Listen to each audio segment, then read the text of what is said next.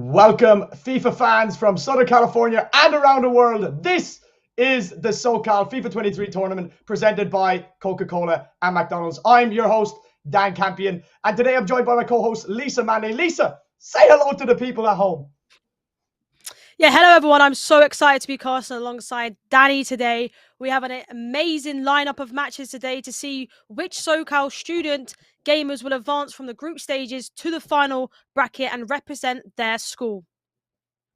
Absolutely. I couldn't have said it better myself. You guys at home, the audience, the spectators, the ones we put this amazing show on for, have a lot at stake too. Now listen, throughout this tournament, included tonight, you will have a chance to win prizes worth in total over $3,000. Yes, Lisa, I said $3,000. Incredible prizes to be won here throughout the week.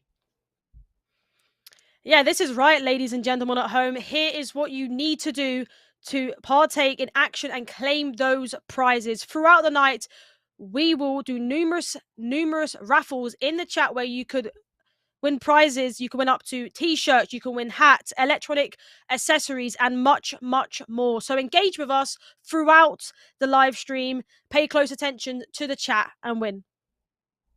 Absolutely. Now, here's where it gets really fun for you folks at home, okay? The second way you can win even higher valued prizes, Lisa, is through our app. These prizes include brand new Apple AirPods, power banks, popcorn machines. I want that popcorn machine, Lisa.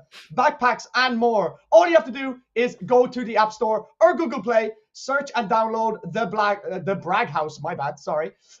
Create an account if you were referred by one of our lovely SoCal ambassadors. Don't forget to use the promo code 2 to show some love. And place your Braggs to earn SoCal FIFA 23 tokens to then redeem your prizes on the app's virtual store. That starts tomorrow. Yeah, and for those of you who are new to Bragg House and wonder what are they talking about, what are Braggs? Those are fantastic questions, and we will give them to you a quick rundown right now. Bragg House is a premier esports platform for the casual college gamer that brings the excitement of college sports rivalries to the gaming world.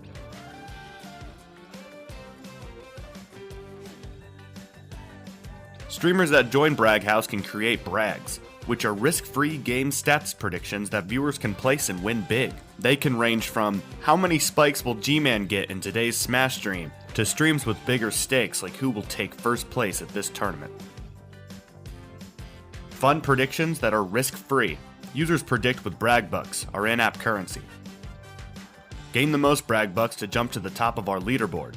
The lucky few who make it to the top each week could win prizes.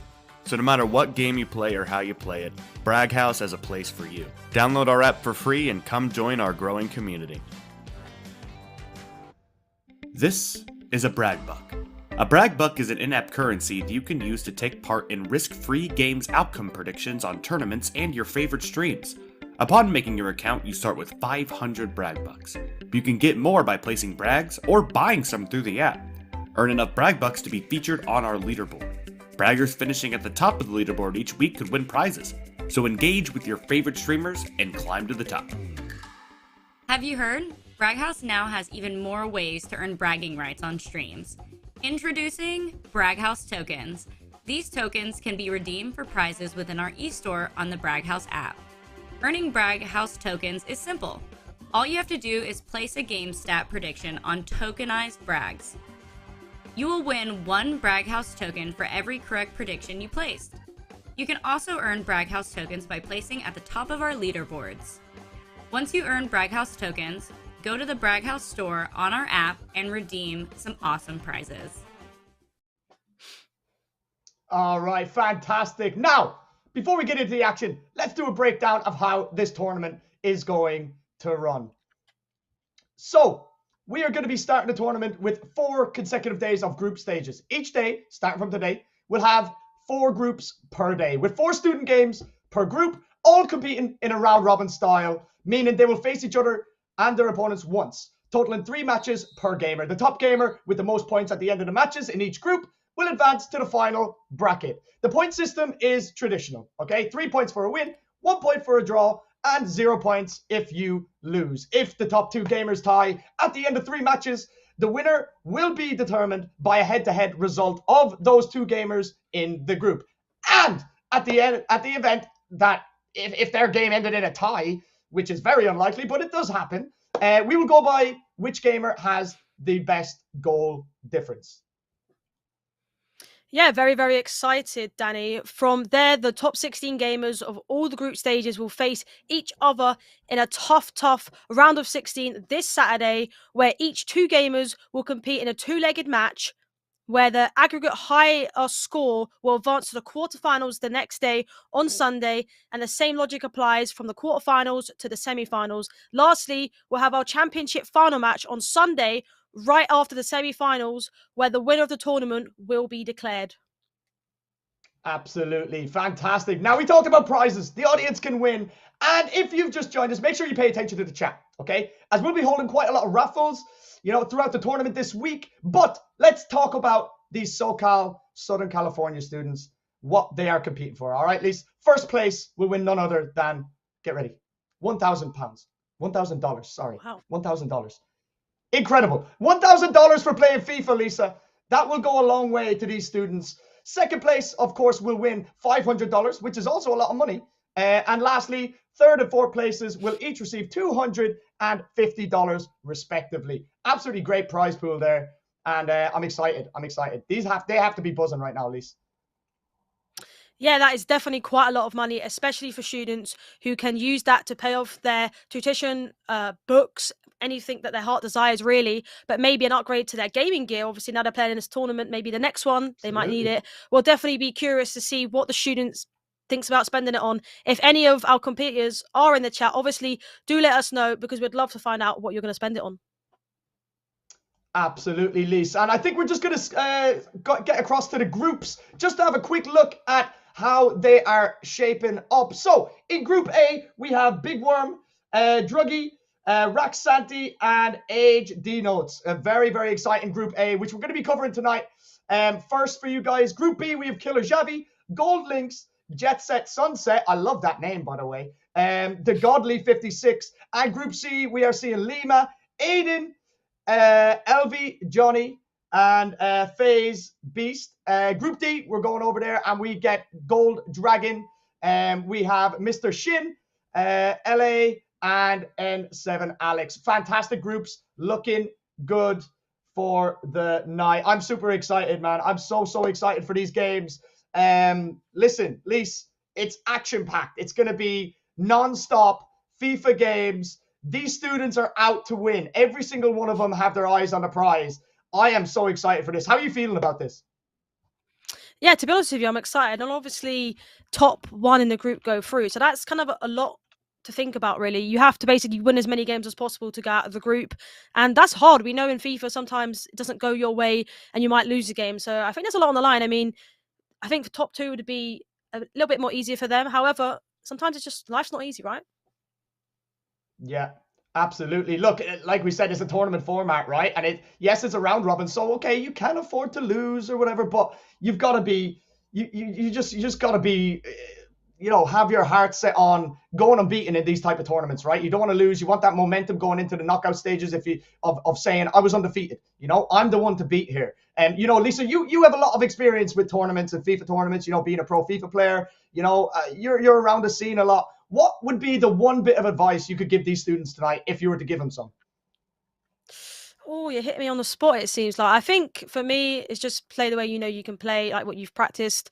Be confident, because obviously I know me personally, before a tournament, I'm really, really nervous. And sometimes that shows in my gameplay. I might not make that pass that will potentially get me a goal because I'm nervous and worried that they're going to intercept it and counter me. So I think just try and play the best you can. Forget about potentially people online watching and the sort of money on the line as such. Just think it's a normal game of FIFA and try work that way. I mean, what's your advice for them? Yeah, I mean, look, I'm not the greatest FIFA player in the world, so I don't think I should be giving any advice. You're the pro here, so that's why I asked you. They should definitely listen to you and not me. However, the way you said it there, don't think about the money. How can they not? It's a lot of money, Lise. To these students, like you said, this could go a long way in paying for their tuition. It can help them, with bills, with anything. They can put it towards anything. $1,000 is a lot of money for a student. And to get it from just playing FIFA, it's a fantastic opportunity. So, a lot of credit has to go out to Bragg House and of course, our sponsors, Coca-Cola and McDonald's as well, for putting this on and giving these students a chance to really just make some money from playing the game that they love. One more question that I want to ask you, Lisa, is, It's not Ultimate Team, which is what we're privy to. You know, our kind of expertise is in the kind of the Ultimate Team side of the game. So team selection. Now, this is going to play a big part today, right? Like, the better the team, the more chance you have. And it really is kind of the case, right? Yeah, I mean, in the last tournament, we saw actually a team use one of the women's teams, which was very, very surprising. It didn't go their way, but I'm sure in this tournament, with the money on the line, it's completely different. I assume there'll be sort of main teams, United, probably Madrid, I can't even speak, it's that good. Madrid, PSG, City potentially. I don't really think there'll be many other teams other than the main four. You might Liverpool Maybe a in there. You preference of never like know. an MLS team. Some good Liverpool players in the game this year. At least, don't write us off yet. Nah. No, definitely not. I think I'd rather definitely use PSG with the front three of Messi, Neymar, Mbappe. I mean, come on. I mean, chat, who are you using? Let us know in the chat. I mean, we're definitely using Liverpool, are we? Come on. Tell him off. Come on. I think you're right. Now, I think you're right. You know, your PSGs, your Munichs, your Real Madrids, even Barcelona to a certain extent as well, right? Like, they have some good players, very usable players. Yeah, I mean, in our first matchup, Lisa, we have Bayern Munich versus Ajax. Interesting team choice there with Ajax. Now, Ajax have some good players, Lisa. Like, they have that Tadic there. Like, they're not a bad team. I mean, is that a risk in your mind? You know, picking someone like Ajax, going up against someone like Bayern Munich, who have Mane. You know, they have some really, really good players in there. You know, Goretzka, Muller, Coleman, Sané. The list goes on. You know. Is it an immediate leveler for this player using Ajax, or does it really come down to the teams? Does it come down to your actual ability on the game? Yeah, I think it's what you're comfortable with. I feel like obviously Ajax is a team that you wouldn't really see someone using, but maybe they support them, so it's more for the heart and desire. You know, if you win with that club and obviously playing with them, it just means so much more. To be honest with you, I thought you was going to name the Ajax team. I was going to say I probably know about 4 now because most of their good players has moved on to bigger and better clubs. But yeah, I don't think there's too many there, especially now. But I'll be interested to see. I mean, if he wins, it just shows other people that maybe you should be scared of him.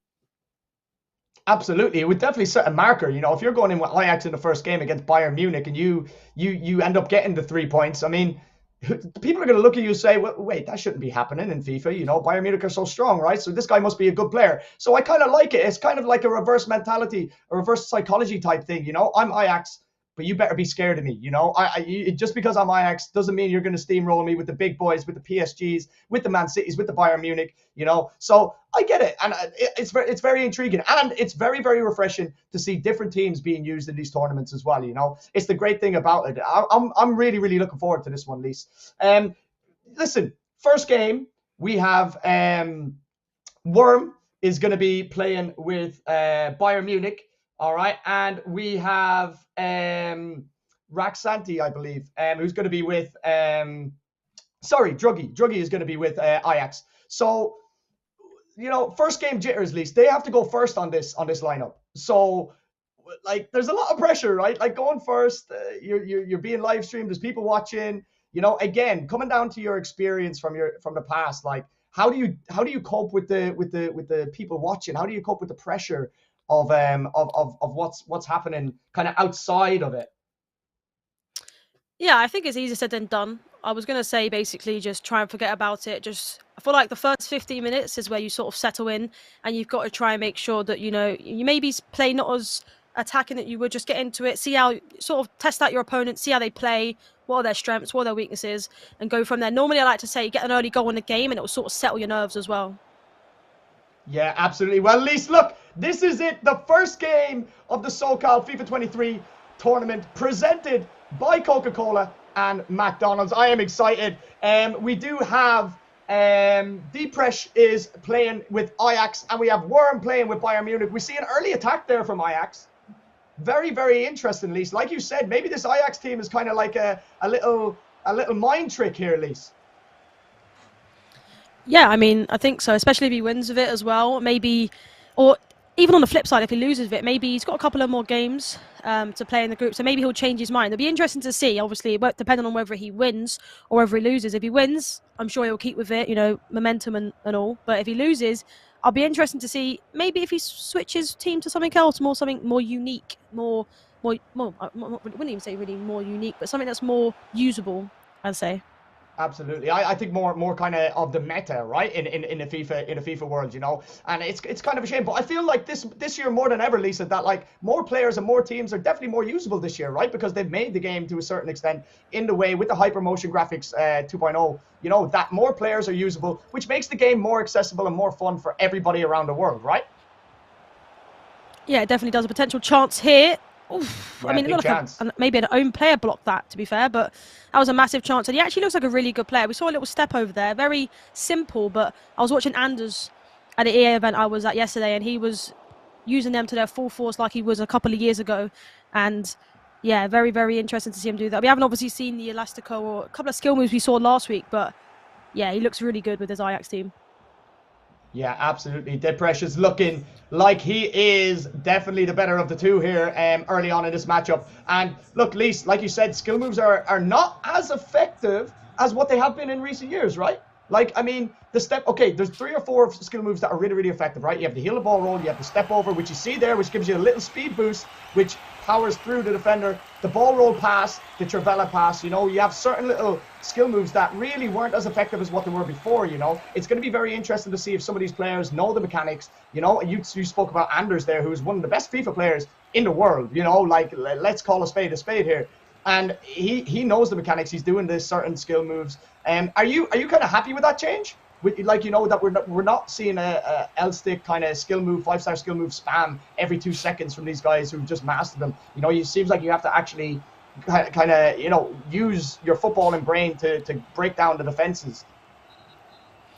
I mean, obviously, I'm the type of player that likes to do skill moves every year. I try to integrate it into my game, even if they're not as OP. I think this year, like you mentioned, there is still a few decent skill moves that you can use. Obviously, I like to still do the ball or scoop turn, obviously the hill to hill, or the new one that's been added recently in. But I think, like you said, it's not really as effective this year, and I think now it's more about using the OP shooting mechanics in the game. Obviously, they added the power shot into the game. We know a lot about the Trivela from distance. I can't lie, I played a tournament earlier and I conceded a goal Trivela from Carl Walker from 25 yards out with a green time shot that flew into the back of the net with 65 shooting. So we know it's very, very overpowered. And I'm sure within this tournament, with the money that's on the line, we're probably going to see quite a few of them flying in. You know, we're seeing this step over into like a exaggerated sort of a speed boost, you could say, and it's doing really well for him at the moment. Hasn't really been able to get in behind as of yet. Only one shot that his own player blocked. But you know, all it takes in this game is one shot, and as long as you take it, it could see you in a winning position. Absolutely, and you know, we're not seeing much in the way of Worm here in terms of, you know, chances created. It seems to be you know, Depression that's kind of finding his way down to the end line, trying to find that opening, and for me it's only a matter of time before he finds that gap, you know. But saying that, look, this is this Bayern team here where, you know, you've Sadio Mane up top. Mane is a great player this year. I've used him a lot, and anything can happen with this Bayern Munich attack, you know, as we're seeing right now, and he's in, and just like that, as I speak, he finds the gap and gets the shot off. Maybe just a little bit more composure there, Lisa, and it could have been 1-0. Yeah, he definitely could have taken maybe a couple of more extra touches, maybe to get into the box or closer to the goalkeeper to trouble him a little bit more. However, you know, he made the goalkeeper make a save, and you never know, it could have bounced off his hand and gone in, or, you know, bounced to a player closer to goal. You never really know, but, you know, that's one shot on board, and he's looking a little bit more dominant now. Is Big Worm. Yeah, he's looking like he's getting on top a little bit. He's winning the ball high up the pitch, and he looks like he's just kind of settling in. Maybe just some pre-game nerves a little bit, Lisa. You know, it happens. I've been there as well, you know, even competing in the E-Prem, stuff like that. And a snapshot. Was that a Trivela? I didn't see. I don't know if it was a Trivela or not, Lisa. I think it might have been. I mean, we did obviously speak about the players potentially using the meta things that we know in the game, and I think he might have potentially done that. I wasn't sure 100%. Maybe the chat could let us know there. But I mean, yeah, a massive opportunity again. He seems to be piling on the shots. I mean, the pressure actually started off really, really well, but it seems to have shifted. Maybe because it's a team, you could say. Who knows? But now potential chance on an attack. Oh, Kudos is in here. Oh, great defending. Oh, but he's giving it away, and it's a massive mistake. What a block at the last second. And at least that is so vital not to give the ball away like that straight away. I am at fault for it a lot. when I play as well. I get a little bit excited when I intercept the ball, especially in my own back line. I try and play the ball forward straight away, and it could be deadly sometimes, you know. You could almost, you know, shoot yourself in the foot by just trying to play too quickly, you know. I found that when you kind of take your time and you kind of reset, let everybody get back in position, then is the best time to start going forward. And we nearly seen it there with an opening, and it's been a good game so far, at least, you know. A couple of chances for each player. A decent level of FIFA as well, you know. We're being treated to a really, really good game here. That's a stalemate, and I think deservedly so. I think a draw is fair at halftime. I think 1 goal wins this, Lise. I think whoever gets the next goal, whoever gets the first goal, definitely takes us on. As we can see, it's, you know, 0.6, 0.5 expected goals. So both players are kind of cancelling themselves out at the minute. Really, really good. What's your thoughts on the first half, Lisa? You know, who's on top? Who do you see winning? And do you think, are you on board with me? Like, 1 goal wins this, right? Yeah, but we do know normally when someone scores, sometimes there's a kickoff goal that does occur. But I think the next goal is definitely crucial for one of these two. I mean, in terms of stats and who's on top, I mean, obviously it's been quite similar in terms of, like, I saw passes there was quite similar for both of them. Shots quite similar as well, and obviously expectancy to score as well. I think, I mean, the press started off really, really well, and I think Big Worm sort of got back into it. But I think potentially the team definitely will help him a little bit more in this game, especially with the super subs that he can bring on. So I think I'm going to back Big Worm, I think. Ooh, big calls, big calls, big calls. Listen, it is into the second half now, and yeah, look, I think it's whoever takes their chances. There's been a couple of chances each side, and whoever's going to be clinical, whoever's the most clinical is going to win this game. You know, I think that's pretty, you know, self-explanatory. But you know, if you're not composed, if you're not taking your chances, if you're not, you know, taking your time and finding that extra space, then you're not going to score. Simple as. And we see a nice little chip shot. We've seen that before as well, Lise. You know, these little small dinks into the front post, they seem to catch defenders out quite nicely. And it's something that I definitely need to, you know, implement into my game as well. A couple of crosses here and there. I try and walk the ball into the net a bit too much, and sometimes it just doesn't happen. Maybe you need that little plan B to try and step it in to a different gear. But we are seeing some nice, I know what you mean, Lisa. You know, the pressures, that little step over, he has it on lock, and it is very, very effective, especially in the center of the park. When you have players like Mbappe or 5-star skillers, they really do perform at a very high level, and it can be the difference between breaking through a defense and essentially losing the ball sometimes, you know. But I am very impressed with the pressures. Oh, that's a Travella cross as well. Yeah, the press knows the mechanics, and he's working them really well. What I am impressed about the press is that he's working the wings very, very well, and that's a sign of a quite a high level player, in my opinion. You know, a lot of the top players that I've played against, they work the wings very well. They work it down the sideline, they work it into the box, and then they get the easy goal for a tap in, you know. And that's a lot of the mechanics this year work towards playing towards that gameplay, you know. So I have been impressed. I'd like to see a little bit more of it. We're seeing an over the top through ball here for Alphonso Davis, who's playing on the right. Oh, that's not Alphonso Davis, sorry. For Kudus, my bad. Who's playing on the right, and he's got it again. And again, Lise, a little bit of composure there, right? Hold on to the ball, wait for that gap to open up, and that pass would have been lethal. Yeah, I feel like they are rushing a little bit because obviously it's only one leg of FIFA, and you know you want to try and get that goal, but you've just got to try and stay composed a little bit. And to be honest with you, with the exaggerated or the speed boost of the step over is very, very good. I mean, earlier I played Elite Division 931 SR player, and that was literally all he was doing. It's very hard to defend, especially when the speed boost comes in, because the way that he sort of opens up his body, and obviously speed boost, it's just, if you dive in or you don't go too close, there's just gaps in behind. So I think if you can master it, like it looks like he has in this game, I think it'll definitely make you a better player. Absolutely, and we're seeing an attack here. Looked like he was offside, but he's got away with it, and it re-intercepted. And we're seeing a lot of are we seeing a little bit of panicky play here, Lise? You know, I mean, we're seeing it go end to end straight away. You know, no one's really being patient. I feel like they're kind of getting panicky. It's in the 65th minute. We're into the dying stages of this game, really, in terms of FIFA minutes. You know, a little bit of advice, you know, take it easy. You know, the game's not over till it's over.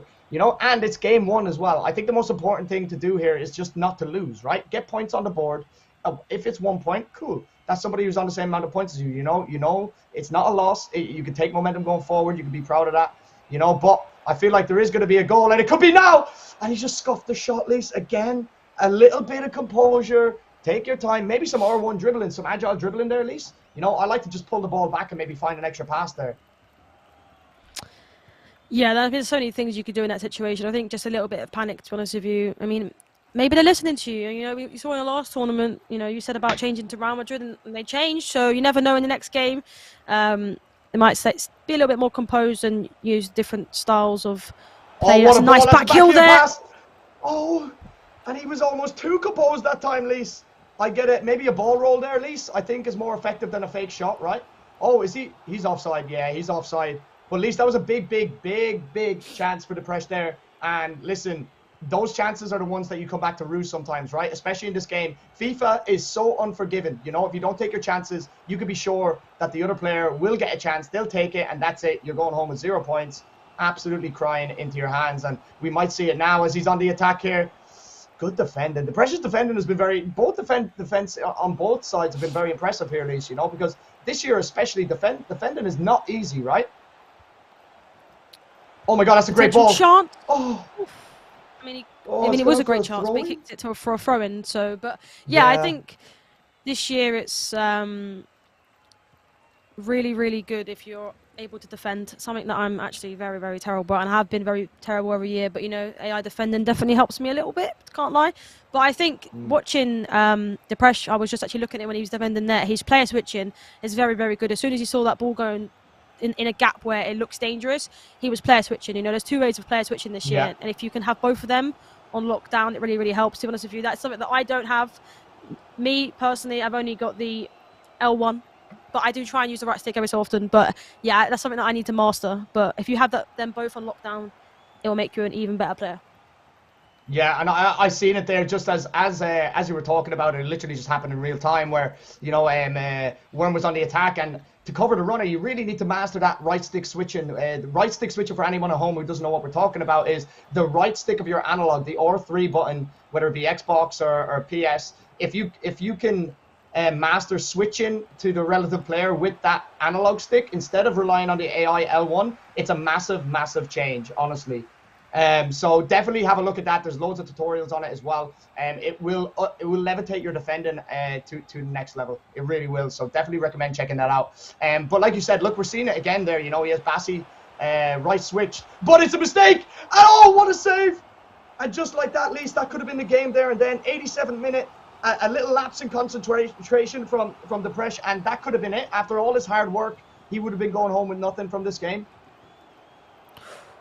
Oh, close there as well from the corner. We know how good corners are this year. You know, the meta way of scoring by whipping it into the box and getting a tall player on it, but it wasn't to be there. But he's gone short here to whip it in again. But I mean, no one is there. But he's piling on the pressure here. Can there be a late goal in this game to maybe potentially end in tears, especially knowing how close you were to maybe a vital point, especially as you need to get out of the group?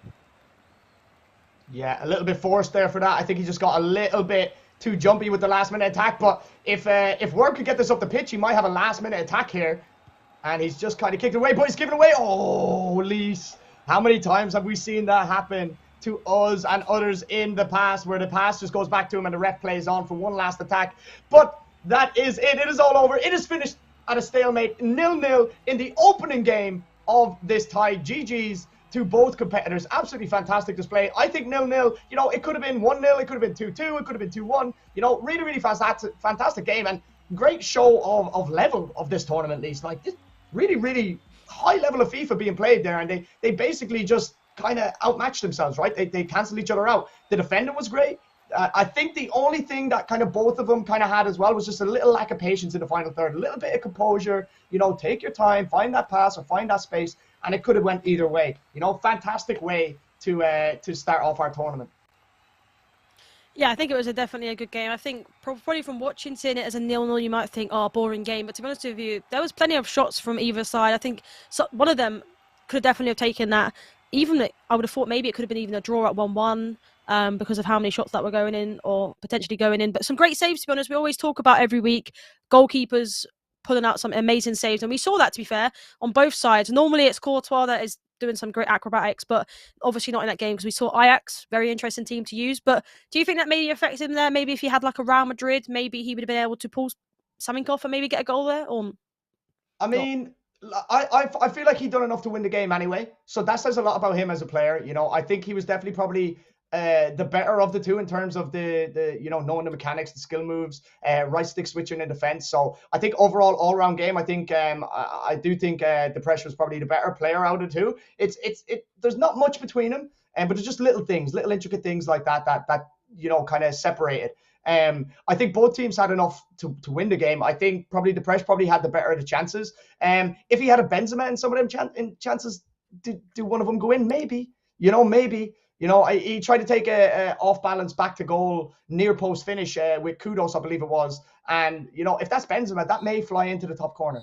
It just may. So, listen, what a game to start us off. We are now heading over to Group B, and it is currently 2-1 in this game, guys. We're going to be getting through these games, each game, one after the other to you. We're going to be going from group to group, Group A and Group B, one after the other. So you have an action-packed night. You are not going to miss a thing, okay? We're going to be going from one to the other. And just as we say it, there is a big chance there. And listen, Lise, this is fantastic. I love jumping from game to game. We don't get time to think. We don't get time to, even just let that sink in. We're straight into the action. And we're seeing PSG and Bayern Munich. These are two teams that we thought we were going to see from the off, Lise, right? Yeah, I definitely think so. Obviously, I think going into it, if you had to have a little prediction on who you think someone's going to choose, it's definitely going to be first choice PSG, second, you could say Real Madrid or Bayern Munich, and that's what we're seeing here. And I mean, it seems like, we missed the best probably part of the game. I mean, obviously 2-1 already. We saw only 0-0 in the last game, and now we're seeing 3 in this one. Obviously, we've missed them. However, I think there's going to be even more plenty of goals. I mean, we've had 3 opportunities since we've joined in the 34th minute. Yeah, this looks like it's going to be a cracking game. We already have 3 goals in the first half. I'm looking forward to the second half. But at least we've seen a little bit of a mechanic kind of abuse there, right? We've seen him get down to the end line and kick it straight at the goalkeeper. Now, this is an issue with FIFA, in my opinion. I think it needs to be fixed. I think they will address it, But I've conceded a lot of goals from at least. I don't know about you. But players running to the end line, kicking it at the goal line, and my goalkeeper kind of just either kicks it into his own net or it just goes straight across him to one of the opposition players to tap it in, It is an issue. So that, to me, him doing that tells me that he's a high-level player, at least. Yeah, he definitely is. I think, like you mentioned, he knows that there's animation issues with the goalkeeper when you do them type of things, and he seems to be using it to the great advantage, like everyone does. As soon as someone picks up on a meta, it becomes abused, you could say, especially with the corners that we know about, the Trivela shots. But a potential chance here with someone you probably don't expect to shoot. Sanchez. Wow. I have not seen that type of finish in this FIFA yet, at least. The 45-degree angle chip shot seems to have been taken out of the game this year. We know it was a big meta last year, but I have to say, Renato Sanchez, Lise, with the touch and power to break through the defense, and he gives us a little chip shot from the 45-degree angle. Now, Lise, I don't know about you, I haven't seen many of them. I've tried a couple of them this year already, and they haven't worked for me. Are they back? I mean, potentially. I mean, earlier today when I was playing Rivals, I did score a few chip shots, but not from that angle at all, and especially not with Renato Sanchez. Can I say? You'll be expecting the likes of Haaland, Mbappe, just your main key strikers, Ronaldo, to score that, not someone like Sanchez. However, he is playing in the cam role in this PSG side, so you do expect him to go forward a bit. Absolutely. He's playing in a 4-3-3-4, I believe that formation is. And we're seeing a substitution, Lise. We're seeing Sergio Ramos come off of Kimpembe. I think that's a smart move. You're 3-1 up. Ramos, okay, although the lengthy stuff and all this is probably usable this year, but let's talk about this Kimpembe card that he's bringing on. This player is absolutely broke and cracked this year. He's nicknamed the Rat, right? Let's put it out there. His nickname is the Rat because he's such a ratty player. All the sweats, all the big boys have him in his team because he's so usable and so broken. For an 83 rated player, he's very, very good. And I think that tells a lot about the intelligence of this player, Lisa, because he's trying to shore things up. He's 3-1 up. He knows he doesn't need to score. It's a round robin. It's not a two-legged affair. If he wins, he gets 3 points and he's top of the group. Simple as that. I think it's smart. Yeah, I definitely think it's smart. I mean, it's surprising that he's actually potential chance here. I mean, didn't even get time to answer your question there because he's been able to pull it in the back of the net yet again by passing it across the box. It looks simple. It is simple. However, most players don't try and pick it out. They try be a little bit smart and shoot from that angle potentially. However, just a little driven pass across the box. Normally, it flies into the back of the net or just P-rolls into the net. Doesn't matter. A goal's a goal, especially in a tournament like this where a lot of money is on the line.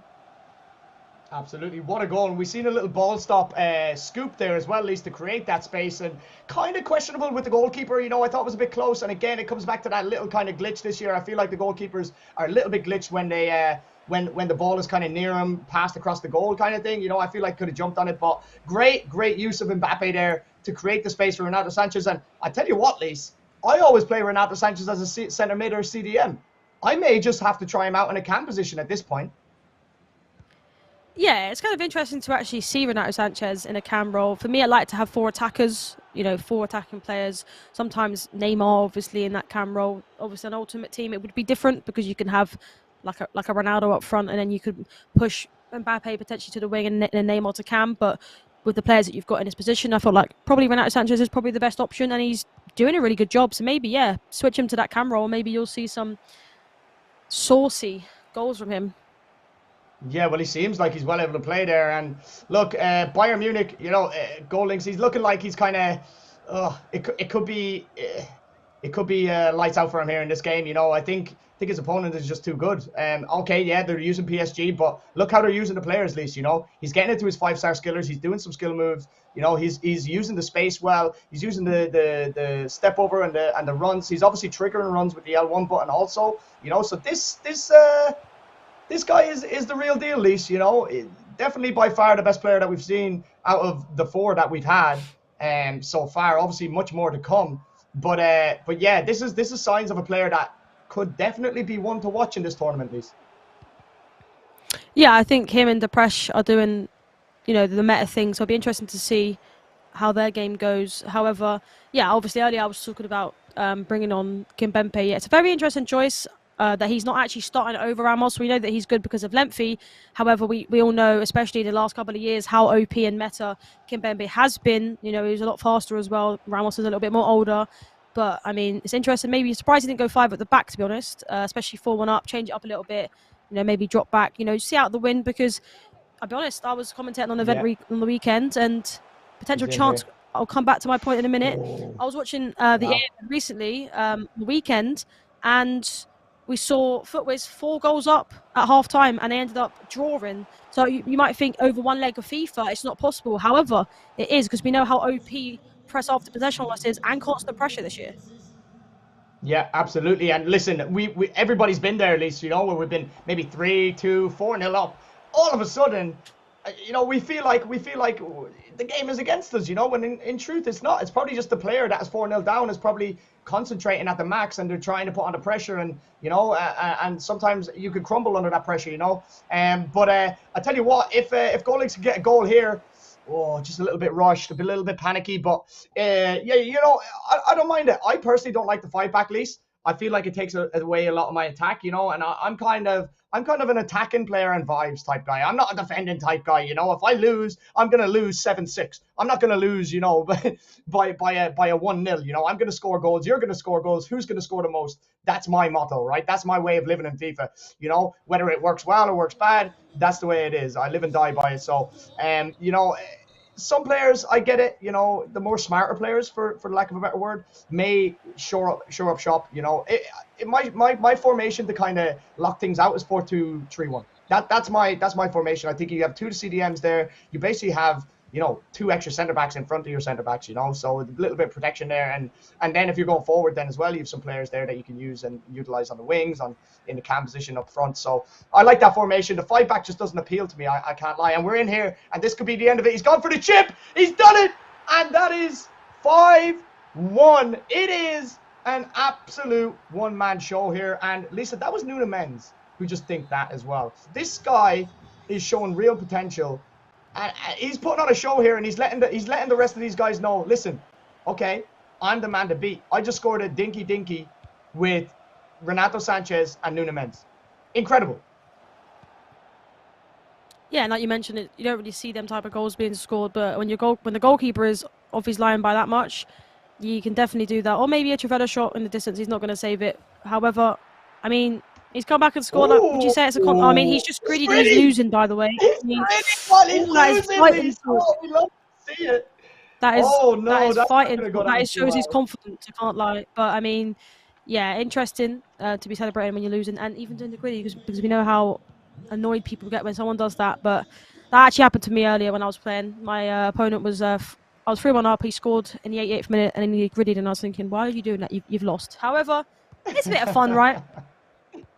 Well, listen, look, it does its job, right? If you're losing, then if you do the gritty, your opponent, you get annoyed and you lack concentration. All of a sudden it's 3-3, you gritty again, and now that's it. Your day is ruined, you know. But listen, I think Guero Han is I think he's okay. I think he's okay here. 5-2 up. He looks like he's the better of the two, really. You know, he's finding the spaces. That's a great tackle, though. Last-ditch tackle.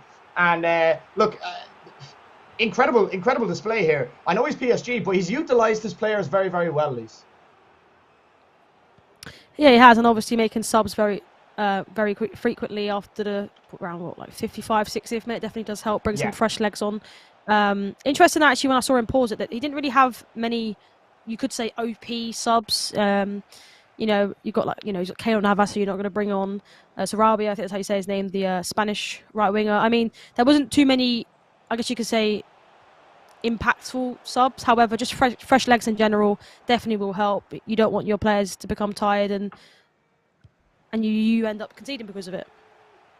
Yeah, absolutely. And we're seeing great utilization of different variations of passing here as well, Lise. You know, we have the chip pass, we have the L1 chip pass, the L1 R1 chip pass. You know, we're seeing a great display of a high level of FIFA here. You know, I'm very, very excited to see where this goes. I think this tournament is going to be a very high level, Lise, and it's going to come down to the wire. You know, the two finalists for this, it's going to be very interesting, Lise. He's in again here, and he's gone for another trip. He's just scored a hat-trick of chips. He scored 3 dinky dinkies, Lise. 3 dinky dinkies, and he gives them the gritty back as well. Yeah, listen, when your opponent gritties, you have to expect to get gritty back. It's just the way the community is these days, and you just respectfully have to hold that, I guess. But listen, great display of talent. Absolutely brilliant. Guero hand, absolutely brilliant display. 6-2 on the day. His first game, first 3 points. Commiserations, of course. 2 gold links. He put up a great show, but listen, he was just overpowered in the end, I think, by the better player, Lise. Yeah, I definitely think so. I can't lie. I love seeing the gritty there. Giving him one back for what he did when he scored when he was about 3 goals down. But we love that. I think it just shows, I guess, how FIFA is. However, I mean, it was a good game. I think obviously we did miss a couple of goals, unfortunately. But from what we did see, he might even had more of a hat trick. Maybe he had 4 goals of chips. Who knows? But I think it was a good game. Obviously, let us know in the chat. Do you think he's a contender to win the tournament? I mean, he looked really good, to be fair, didn't he? He looked very good. You know, it's going to be hard to find anyone better than him, really. You know, he used the mechanics. I think he kind of took the foot off the brake when he went like 5-2 up as well, Lise. You know, you can see him kind of trying different things, doing different skill moves. And, you know, and it happens, you know, when you think you've won the game, all of a sudden your opponent scores in gritties and that's it. You're sitting up in your seat. I'm this close to the camera. I'm looking to get that goal, to get that, to get that last gritty in before him so I can get the last laugh. So, but I was very, very impressed. You know, like I said, I think the level of this tournament, I think people are going to be surprised, you know, like we've been around players, we know most of the pros in the UK and kind of around the world or whatever. You know, so we know a good standard when we see it. We wouldn't just say it, you know, and I think that was a high standard player right there. And I think when he plays against a player of his standard, it's going to pop off. We're going to see fireworks, honestly. Yeah, I definitely think it will be a really good game to watch. Obviously, the first game, I feel like they was cancelling out each other. Obviously, a 0-0 game. I think there definitely could have been a winner in that game. However, there wasn't. In the last game, we couldn't have had more goals if we tried. In the next game, I'm wondering what can happen because so far it's obviously been close. Also, I wanted to mention, shout out to obviously Coca-Cola, McDonald's. I mean, I've got myself some Coca-Cola in there as well. Why not? But obviously, shout out to them because without them, it wouldn't be possible to put on this amazing tournament, especially with the prize money that is being given. I mean, $1,000. I mean, what are you doing with that, Danny? If you could get that, I think definitely improving the setup, right? Oof, I don't know. I think well, if I had it before, I would have got a plane out to that LA event we put on the other day. It looked amazing.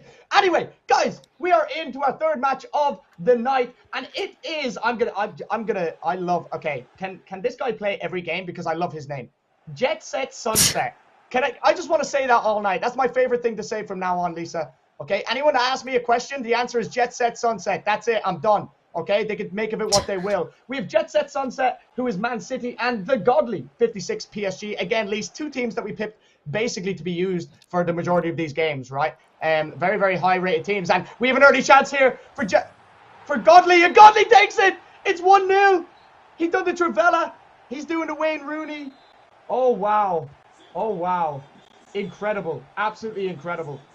That is a great start, Lisa. And that's for what's to come. It's going to be incredible. I mean, an early goal, we do love to see it, to be honest with you. And I mean, his name's is coming into fact, isn't it? I mean, the Godly, he's God at FIFA. He's really good. He scored. However, I know it wasn't the man that you wanted to see score. I mean, like you mentioned his name. I mean, it's definitely a mouthful. I'm definitely going to allow you to say his name over and over. But I mean, yeah, I mean, it's been a great game to watch so far. It does look like Godly is on the front foot, though. Let's be honest.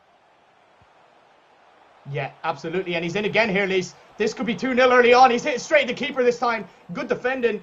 Just got up to him and gave him a little shove just before the shot. And listen, this is a very, very good start. Absolutely fantastic start for the Godly. And Jet Set Sunset is going to have to get his defense together. He's getting picked apart a little bit too easy for me, Lisa. I think he needs to shore up that middle, cover the runs. You know, this is where R-stick dribbling, R-stick switching comes into play, you know. Look, he's pulling out his defenders as well, which is the worst thing you could do, in my opinion. It gives that space. And when you're coming up against someone like Mbappe, someone like Nunes, someone like Neymar, they're going to make use of that space that you're pulling out with your defenders, right, Lise?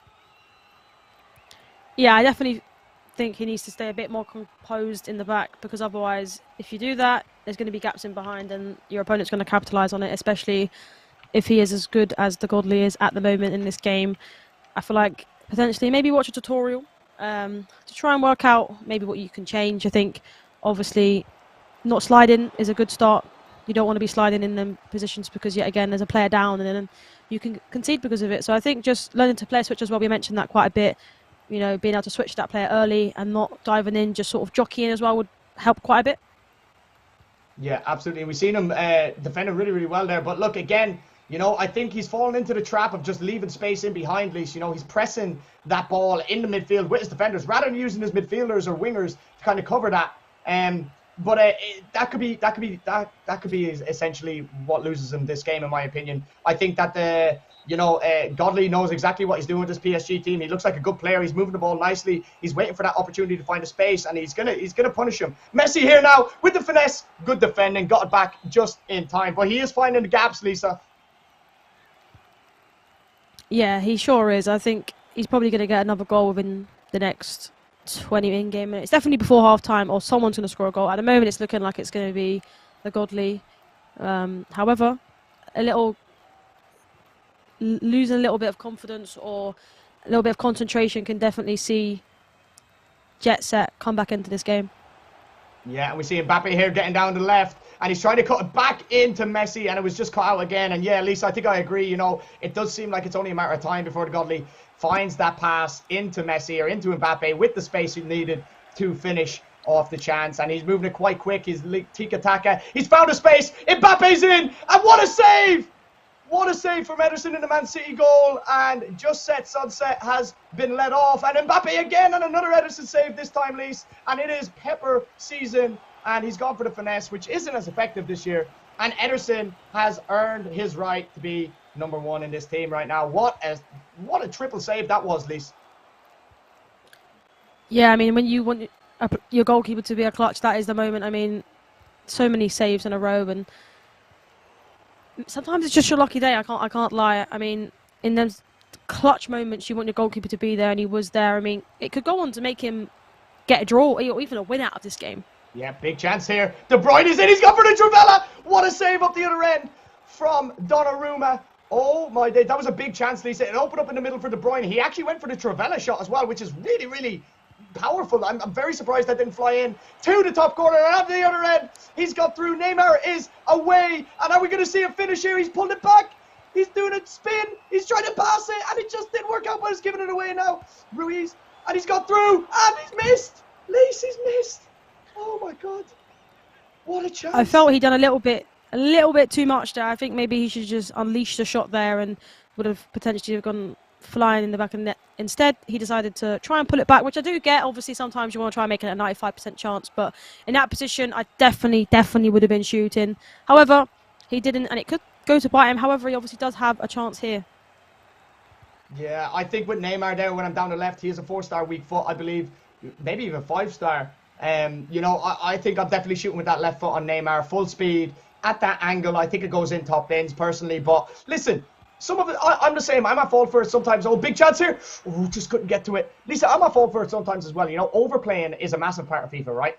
The extra pass isn't as OP as what it was last year. You know, last year you could walk the ball into the net almost every time, right? If you knew the mechanics correct. This year, it seems that the extra pass just doesn't seem to be there all the time. You know, the defenders intercept it, the players don't make the runs, and it kind of, for the most part, is better for the game competitive-wise, right? But I do feel like there, in them certain chances with certain players like Neymar, like Mbappe, like Messi, you know, you shoot there, right? And that's 2-0 going in, probably pretty cushly, nice at halftime, but instead we're going in with the godly 1-0 up, and just set Sunset as has kind of been let off a little. But he did have that chance with De Bruyne. They said this could be 1-1, you know, and anyone's game. It's still anyone's game, you know. But if I was just set Sunset right now, I'd be looking at trying to shore up my defense, stop rushing out with your defenders. It does seem, I believe Diaz has a red card as well, by the way. Did I just see Diaz with a red card? I think Ruben Diaz is sent off. Potentially. I didn't actually see. He is sent off. He's playing with 10 men right now. It doesn't say top left unless that's just a visual glitch. No, it doesn't. It doesn't. Interesting. Okay, well, we'll find out about that. I'm sure we'll be able to see. I don't know how we've missed that. I don't remember a tackle going in or anything. But I do apologize. But listen, like I said, I would. Oh no, he's there. He's there. I don't know. That was a visual glitch, I think, on the pause screen. Okay. I was gonna say if we missed that, then dear God. But yeah, at least. Oh no, that's a big mistake. That is a big mistake, and this could be it. Is he gonna finish it? It's 2-0. Mbappe makes him pay for the sloppy passing, and he's doing the Mbappe celebration as well, Lisa. Big lapse in concentration, big mistake on just set Sunset's half, and it's 2-0.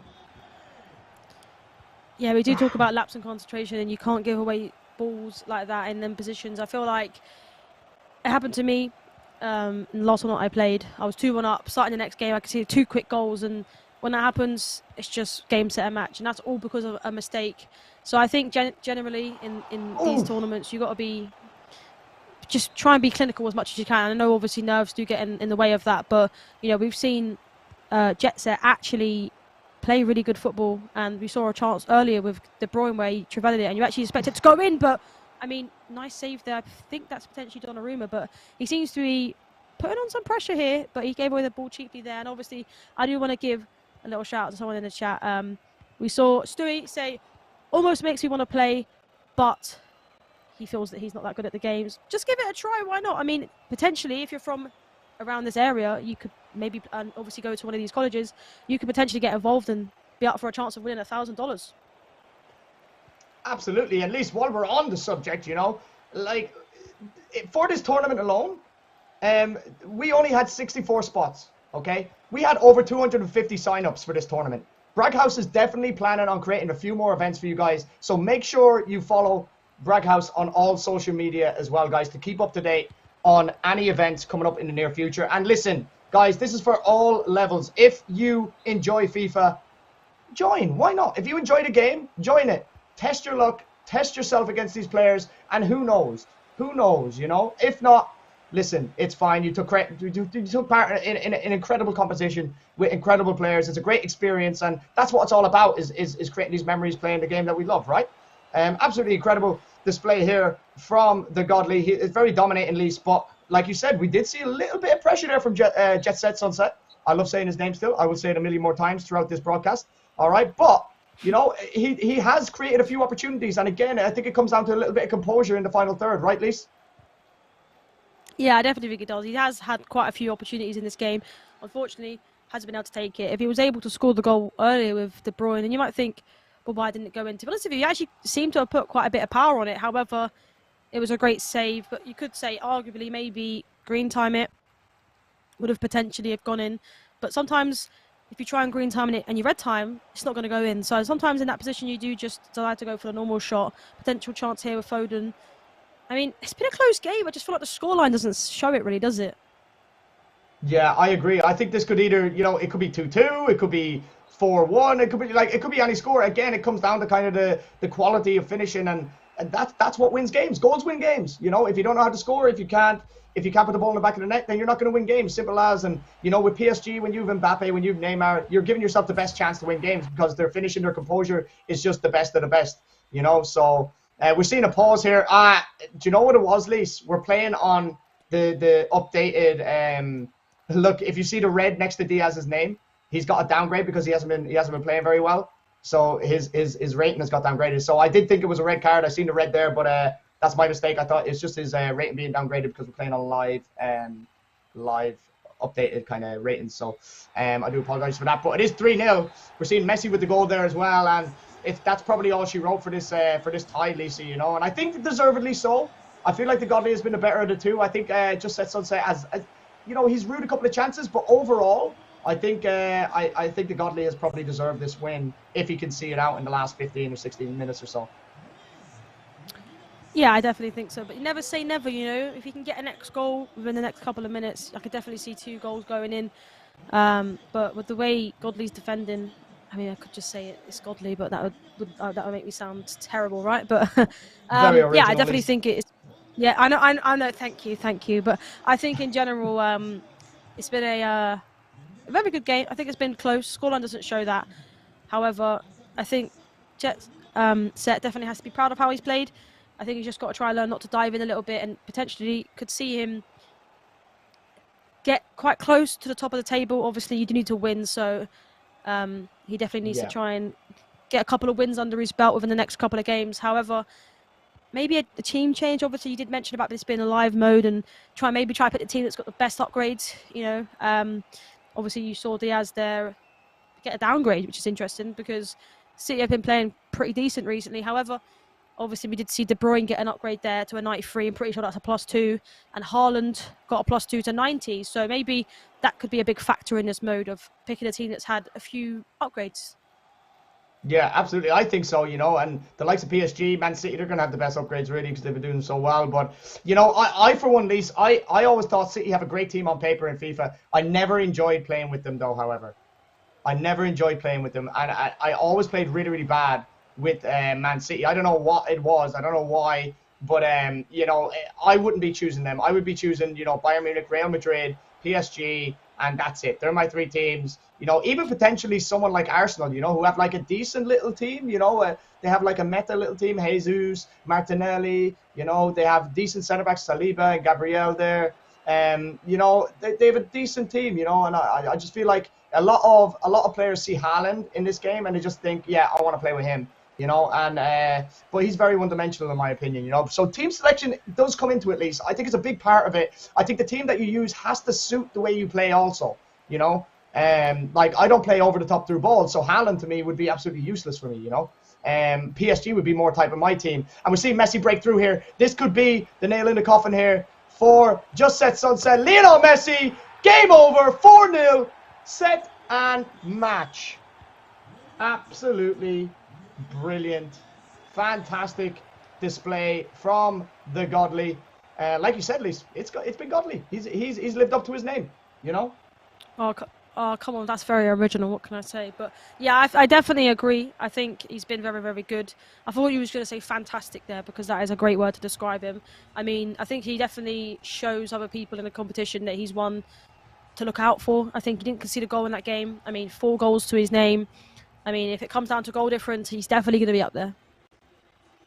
Absolutely. Fantastic display and kind of, you know, setting the standards really. You know, we've seen in the last game there that it was very, very high standard of FIFA. And again, we're seeing, you know, another PSG team dominate and kind of, you know, self-explanatory really, at least. You know, PSG, they're going to be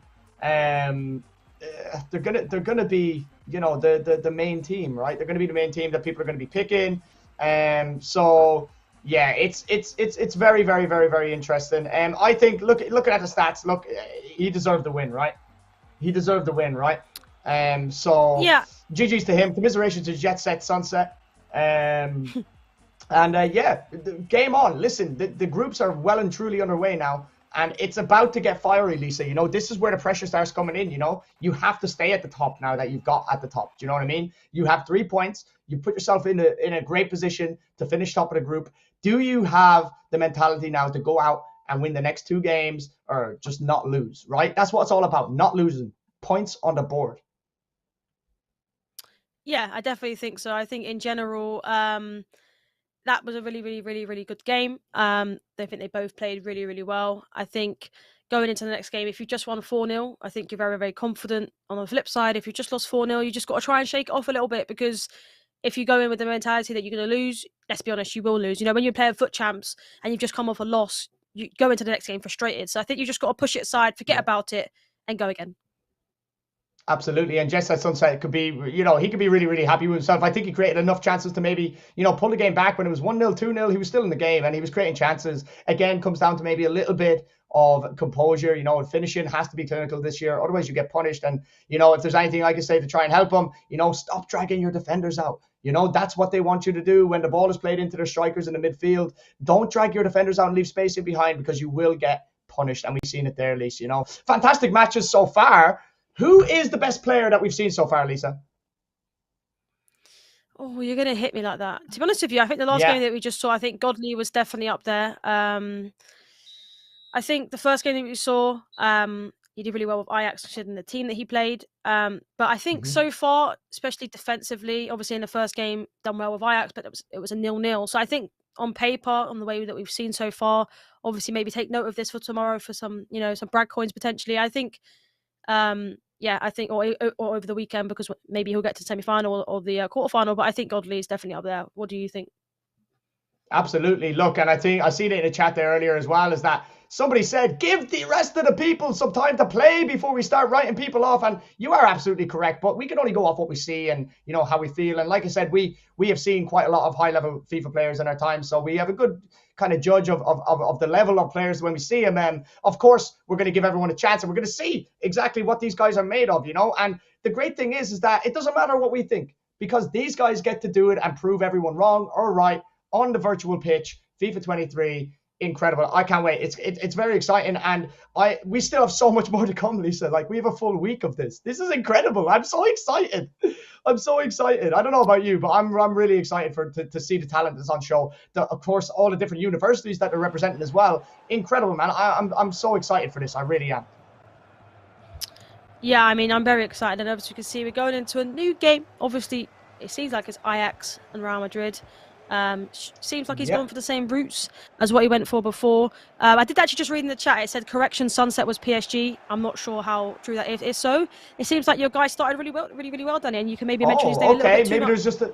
Maybe there's just a little bit of mix-up on our end with the teams and the names and stuff. I do apologize if you were Sunset, and if you were, congratulations to you. You played a hell of a game, and you know what? I, for one, am happy, because that means I get to say your name a lot more throughout this tournament. So the longer you stay in, the happier I'm gonna be.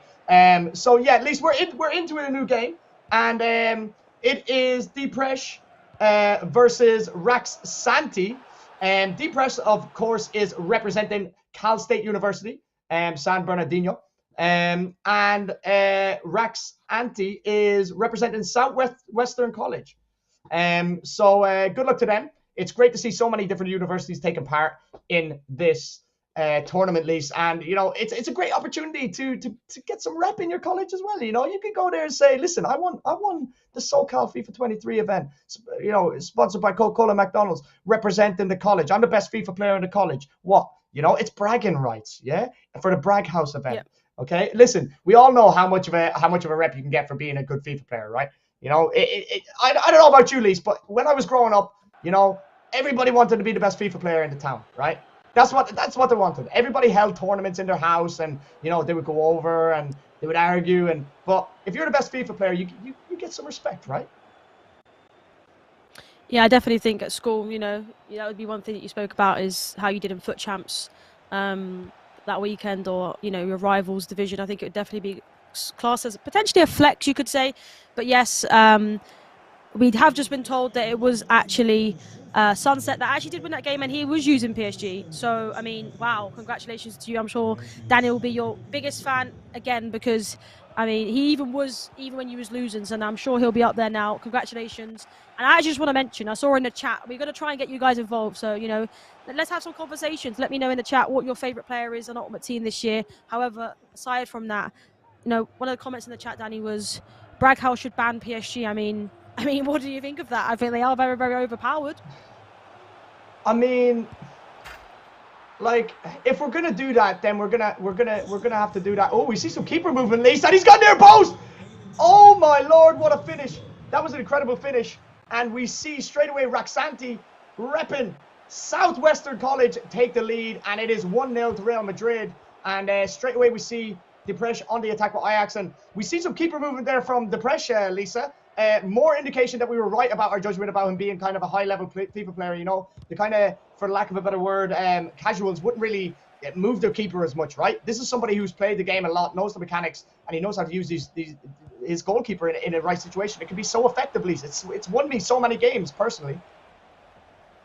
Yeah, I mean, definitely. I think goalkeeper movement, if you're really good at it, it definitely helps you out. I am obviously not being, you know, like bragging or anything, but I am very good at moving my goalkeeper. Sometimes you make a mistake. However, like I mentioned, I'm not the greatest at defending this year, so being able to move my goalkeeper definitely does help to get me out of them situations. And he looks really good, by the way. I mean, in and around the box there, doing the step overs, we speak about it over and over again. It's very simple to do. However, it just gives you that little bit of extra space that you want to be in. That's a massive big mistake, and this could be costly.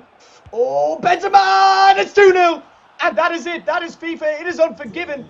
It is lethal. And if you make one mistake against a player of this level, you know, we've seen him do a heel the ball roll there as well, at least with Vinny Jr. He knows how to use them. These are two good players. And sometimes the difference between two good players when they play is the mistakes that they make. Yeah, exactly. I spoke about earlier. At this type of level, with this much on the line, you can't be making mistakes like that, and it will go to haunt you. And it did there. And I mean, he looked very dominant in the first game with Ajax. However, I mean, you don't even know what to really put it to. Is it because he's playing a better player? Is it because he's against Real Madrid? You know, it's very tough, but I think it might play on his mind a little bit, maybe going into the next game. Should I change team? However, I don't think he's playing bad. I just think he's done a few costly mistakes, you could say. Yeah, I think he's just been a little bit clumsy, like losing the ball there. Oh, he got away with it with a free kick there. But yeah, I think he's dwelling on it a little bit too much in the wrong areas, at least, you know. And you know, that goalkeeper mistake, I've done it so many times myself. I can't even give out to him for it, you know. Like, we've all done it. We've all been there trying to get the game going quickly as possible. We're down 1 goal, and all of a sudden you're down 2 goals and head in your hands, and yeah, it's difficult. We've all been there. But I will tell you one thing: Depresh is not a bad player, Lisa. So I would not write this guy off at 2-0 down whatsoever with a full half of FIFA left to play. So I think there's more to this game in the second half. I think Depresh does still have a chance. However, I've been very, very impressed with Raxanti. You know, I think he's been absolutely brilliant going forward. Defensively, we haven't seen him tested too much, but that was a free header at the end of the half, and Courtois safely in his hands. Great half, Lise, end to end, and I think we're seeing a great show of top-level FIFA players here. Raxanti with the 2 goals, you know, clinically, he only had 2 chances, really, Lise. You know, so this is what we've been saying. It comes down to chances. It comes down to chances scored and taken. And Raxanti with that Benzema, which I did say before, remember, if you remember correctly, you know, Depresh tried a shot with Kudus with his back to goal, and it went flying wide. This time, you know, Raxanti does the same thing with Benzema, and it goes into the bottom corner. So this is the difference between, you know, using meta players, using players that have high ratings in shooting, you know, composure, balance, all that type of stuff. That could really be the difference. And this is why team selection is so important as well, I guess. Yeah, I definitely think it really helps when you have the better team. However, I think he really needed to score that header just before the half. You know, going into half-time, only a goal deficit is definitely massive. However, I mean, 2 goals in 1 leg of FIFA, you would say it's kind of a mountain to climb. That's just to get, you know, a draw back on board. However, it definitely is doable, especially with potential mistakes like that. Obviously, that would make him go an extra goal down. But it seems like he's not really able to deal with Raxanti's pressure that he's given. You know, there is reasons for that. You could say maybe he's on press after possession loss, constant pressure. However, it could just be down to player switching. You know, using both ways of player switching, it means that you're you can press a lot more better than what you would if you just use the L1 button, for example, or the LB button if you're on Xbox. So I definitely think that is one thing that kind of makes you a better player. Absolutely. And Lisa, just as you were speaking there, you know, we've seen kind of a exchange of skill moves there, and we actually seen a skill cancel. We're seeing a croqueta now as well. Tell you what, Raxanti can play FIFA, Lisa. This is a high-level FIFA player, you know. He's doing skill cancels, shot cancels, croquetas. He's doing heel-to-ball rolls, and his press from the top is what got him these 2 goals in the first place. So this is no amateur player, you know. This is a player who knows the game. We're seeing him go through here now. Here it is, the Brecht. He's gone for the 45, and he's just missed out with the chip shot at the 45-degree angle. That is the shot that we were talking about earlier, Lise, that was so effective last year. That doesn't seem to be as effective. Like a lot of my shots, my chip shots from the 45-degree angle have been going that way as well. So just a little indication that it has been patched a little bit. So yeah, I mean, but indications though, Lise, with this Ajax team, he's able to get in. Yeah, exactly. I think he's definitely piling on the pressure. He is giving away the ball cheaply here and there. However, in that position, would you say that he potentially should do something else? We have seen the 45-degree angle. Maybe he was watching the last game. Who knows? But definitely have seen it work. But maybe in that position, would you maybe think that he should have maybe done the extra pass, maybe have done a trivela? I mean, do you think that was the right option to do? Maybe. Yeah, no, I think this year. I think last year, absolutely, that goes in last year. I think this year you just got to go left foot across the goal. Maybe green time if that's in your locker, if you're able to do it, if you practice it. But I've gotten a habit of when I'm running down at that angle now, I just green time across the goalkeeper, and it goes in 9 times out of 10. You know, I think you have to be shooting that. I think the chip is a little bit too intricate for this year. I don't think it's as effective. So it's not in my arsenal anymore, Lise. It's out of my armory. I don't chip shot anymore because it's not even a 50-50 split. You know, it's like a 30-70 split, goals going in compared to goals not going in, and that I just don't like them percentages. You know, so I think you got to go across goalkeeper, even if it's saved, you either win a corner, or it could be sometimes you can rebound back to one of your players who's in the center of the goal and you get a goal. We're seeing him get in here now though. It's Kudos. He passes it. He goes in. He goes for the extra pass this time. And I said it in the first half, Lisa. Do not count Depresh out. He has the skills to pay the bills, and we are seeing it there. He gets in. He finally gets the right decision, and he makes the extra pass, pulls it back. 2-1, game on, Lisa. 22 minutes left to play. Yeah, I was going to actually say before he actually scored there, you know, I feel like it's a bit, maybe he could feel a little bit hard done by in this game. You know, I feel like 2-0 doesn't really show the scoreline for me. I think, you know, he's been quite dominant in the game. However, he's just made a few mistakes and it's cost him. And I wanted to mention actually there, as he did that, goalkeeper movement. He moved his goalkeeper there to try to move it into a better position. However, he left a really, really big gap near post and got a bit fortunate. But yet again, a mistake. Yeah. I mean, you speak about mistakes. You know, he's had, in my opinion, I seem to be speaking things into existence right now. I don't know what's going on, but we see mistakes happen. I think, to be honest with you, he's conceded 3 goals via 3 mistakes, or at least two of the goals have been mistakes. And we've seen him. We saw a well-worked goal there with the extra pass. And he's had a couple of extra opportunities where this game could be him in a winning position. However, he's just making really, really silly decisions, and it's costing him. Yeah, I think he's trying to overdo it from the back, Lise, and he's going to be very disappointed. You know, like we said, we know he's capable of playing great FIFA, you know, from what we've seen from a couple of games, and you can tell straight away when somebody knows the game. I feel like this game is really going to irritate him, and this game could come back to bite him, Lise. You know, he now has 1 point out of 2 games.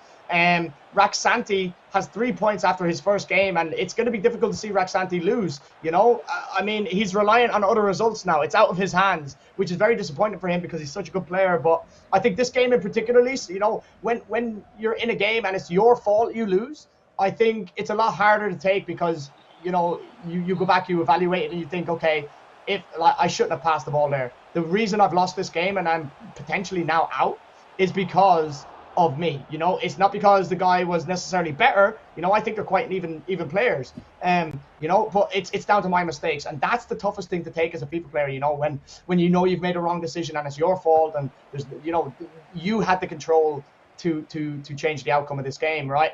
And like you said, he's had a couple of chances as well, Lee. So essentially, this game could have been a win. You know, he's in again here though. He has to go across this time. He crosses the ball instead of shooting. But at least we did see goalkeeper movement on Raxanti's side as well.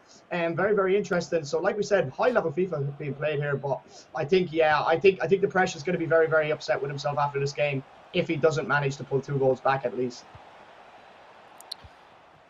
Yeah, I think, yet again, there you could say overdoing it. Could just shoot in that position. We do talk about 95% chance of scoring if you do the extra pass. But in that situation, 3-1 down, I think he just has to shoot, to be honest with you. I think he overcomplicates it. But as you mentioned, I think these two are very, very good competitors. They definitely do play the game. And I would say quite a bit, to be honest with you. I mean, goalkeeper movement on both sides. You know, it's quite a simple thing, obviously, pushing in your sticks. However, it's not really used too much. Even me, you know, going up the divisions in rivals and even foot champs, you don't really see your opponents doing it too much. And if you can add it into your game, I do highly recommend it. Potential chance here for a consolation goal, you could say at this stage. But to be honest with you, Raxanti looks really, really good. And he could potentially in here for the last chance of the game. Man, could potentially give your man, your favorite player, a run for his money, I'd say.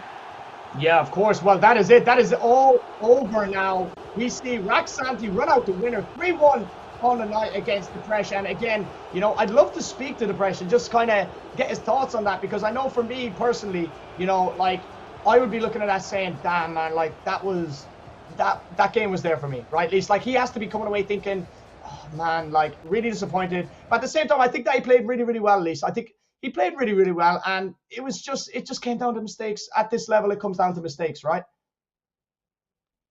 Yeah, I definitely think it does come down to mistakes. I think it was costly. I think at least 2 or even all of the goals were down to his mistakes. I think he was able to make a couple of chances as well early in that game. He decides to go for the extra pass. It doesn't work off. And then he actually gets the actual final chance off and it works. And then he went to do it again when he could have potentially have shot to make it 3-2. And then maybe a little quick pause, get the constant pressure going. But unfortunately, I think he would definitely go away feeling disappointed with how that game went. But he's just got to forget about that game, go into the next game. Potentially, would you say maybe now change the team?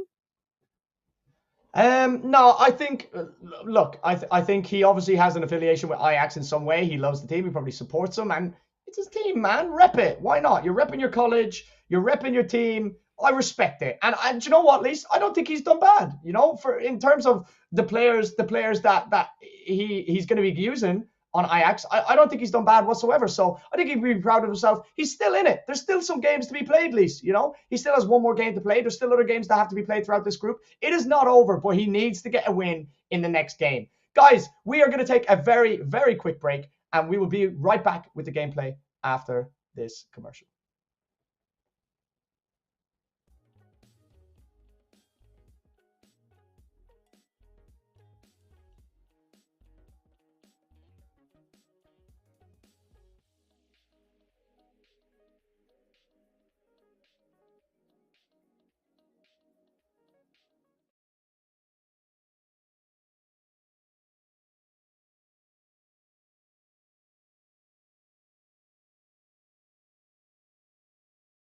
Told her I wasn't gonna do it. Here you go, lady. I got 1 Sprite and 1 High C. Thanks, but we didn't order these. Compliments to the gentleman. Thank you. His mom raised him right. Now's a great time for an ice cold Coca-Cola from McDonald's.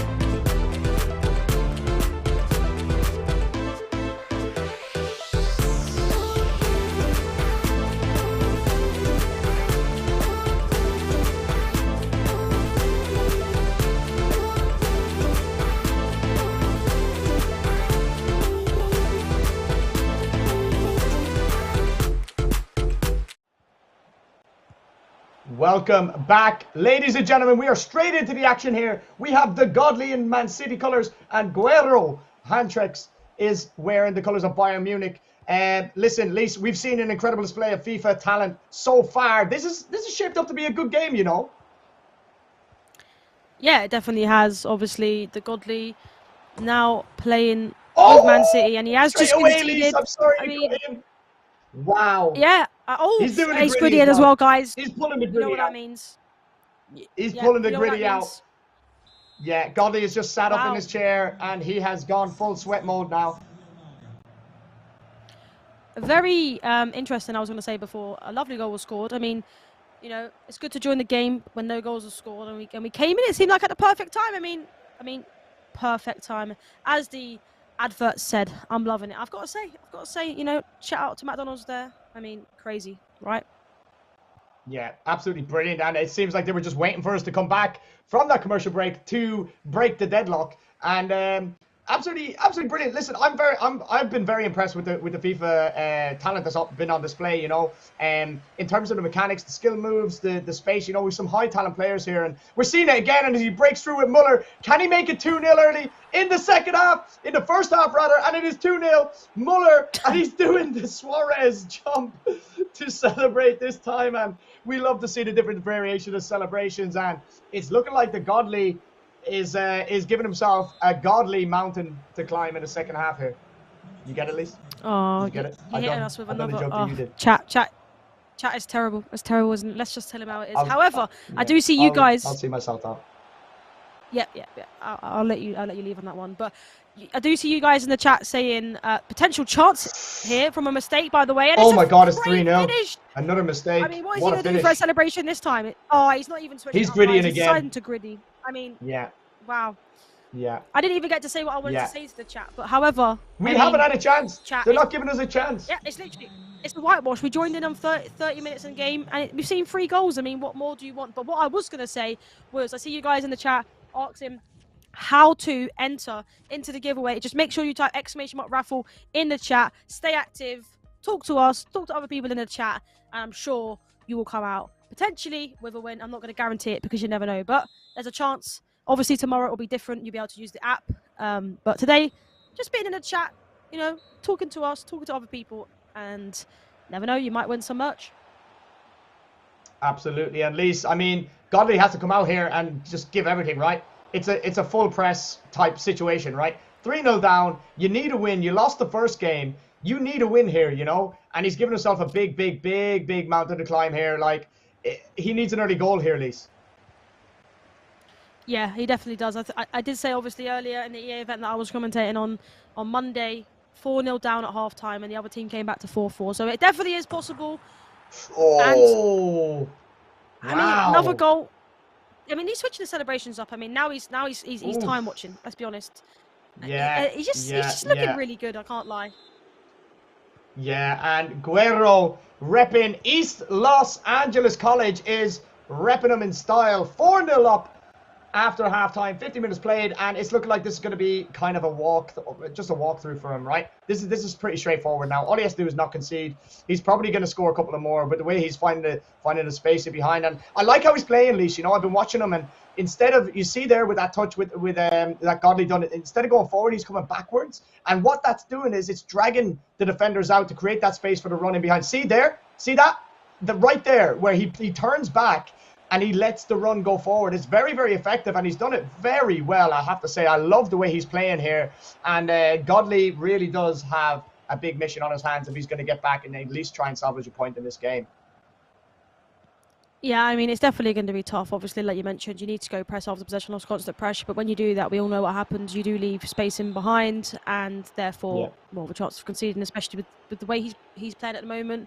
When you leave more gaps in behind, there's a potential chance that you do concede. However, we all know when my opponent or your opponent in Foot Champs has gone constant pressure, majority of the time you do end up losing, or you end up going into extra time and you're a couple of goals up because of how OP it is. So never say never, to say the least.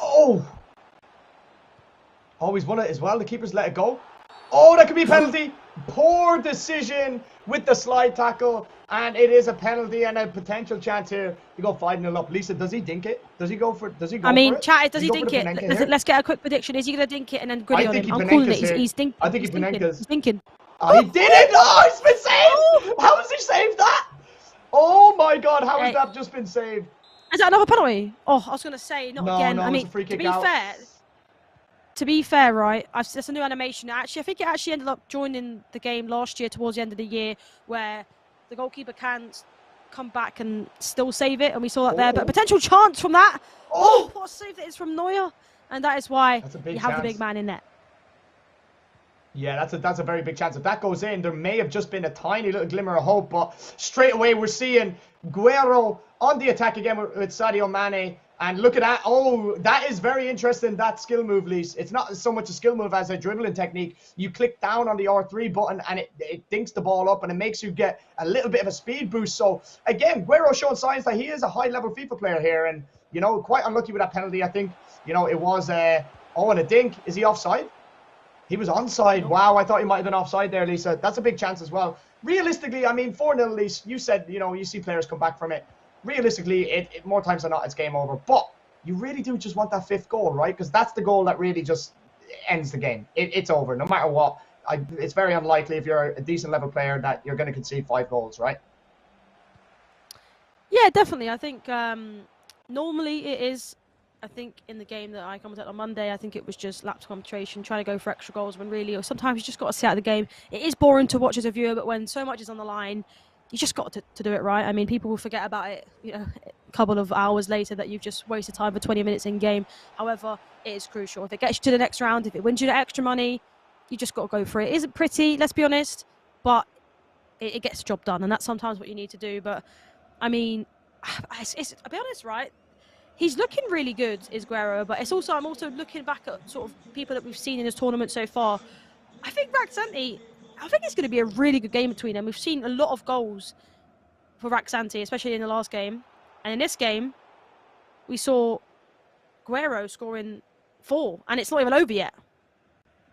Yeah, it is true. Unfortunately, they are in different groups, so they will have to meet in the knockout stages if that matchup does happen. But I do agree. I think that would be a fantastic matchup. The matchup that I'm looking forward to most in this group, Lisa, is Jet Set Sunset and Guerrero, who effectively have kind of, you know, come out and kind of blown Godly away in both games. So that's going to be the top of the table clash for this group, Lisa. And that's a hard one to call.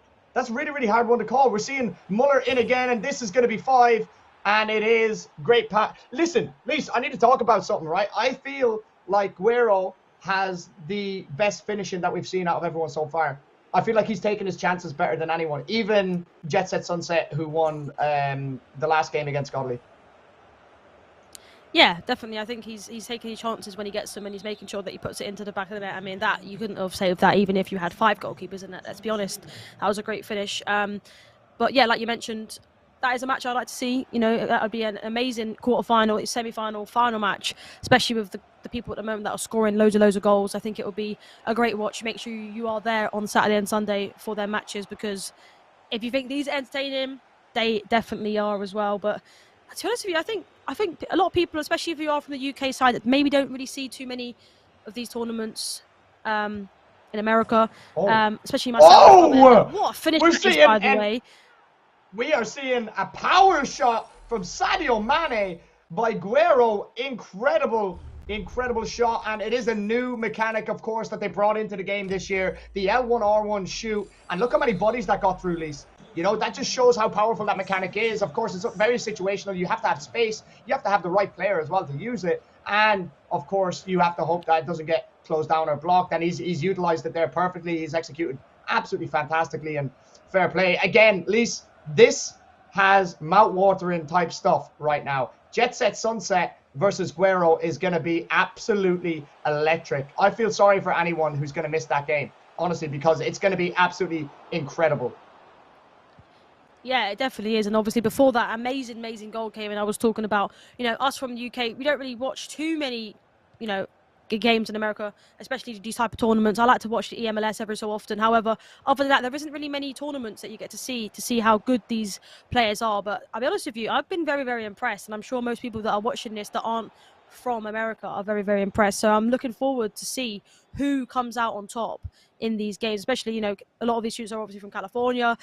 I mean, I'm very impressed. I mean, they're looking at some really high standards here. I'd say potentially 16 wins in champs, especially with the way Guerrero's playing at the moment. Absolutely, and we're seeing him break the lines again, and that Mane is so good, Lisa. I've used him. He's definitely one of my favorite players that I've used this year. He's so versatile. He's so quick in terms of with your lengthy players and your defenders catching up with your strikers normally. He just doesn't get caught. He's so strong. He's so agile, and he's so good with his finishing as well. And that is all she wrote for this tie, ladies and gentlemen. It is 6-0.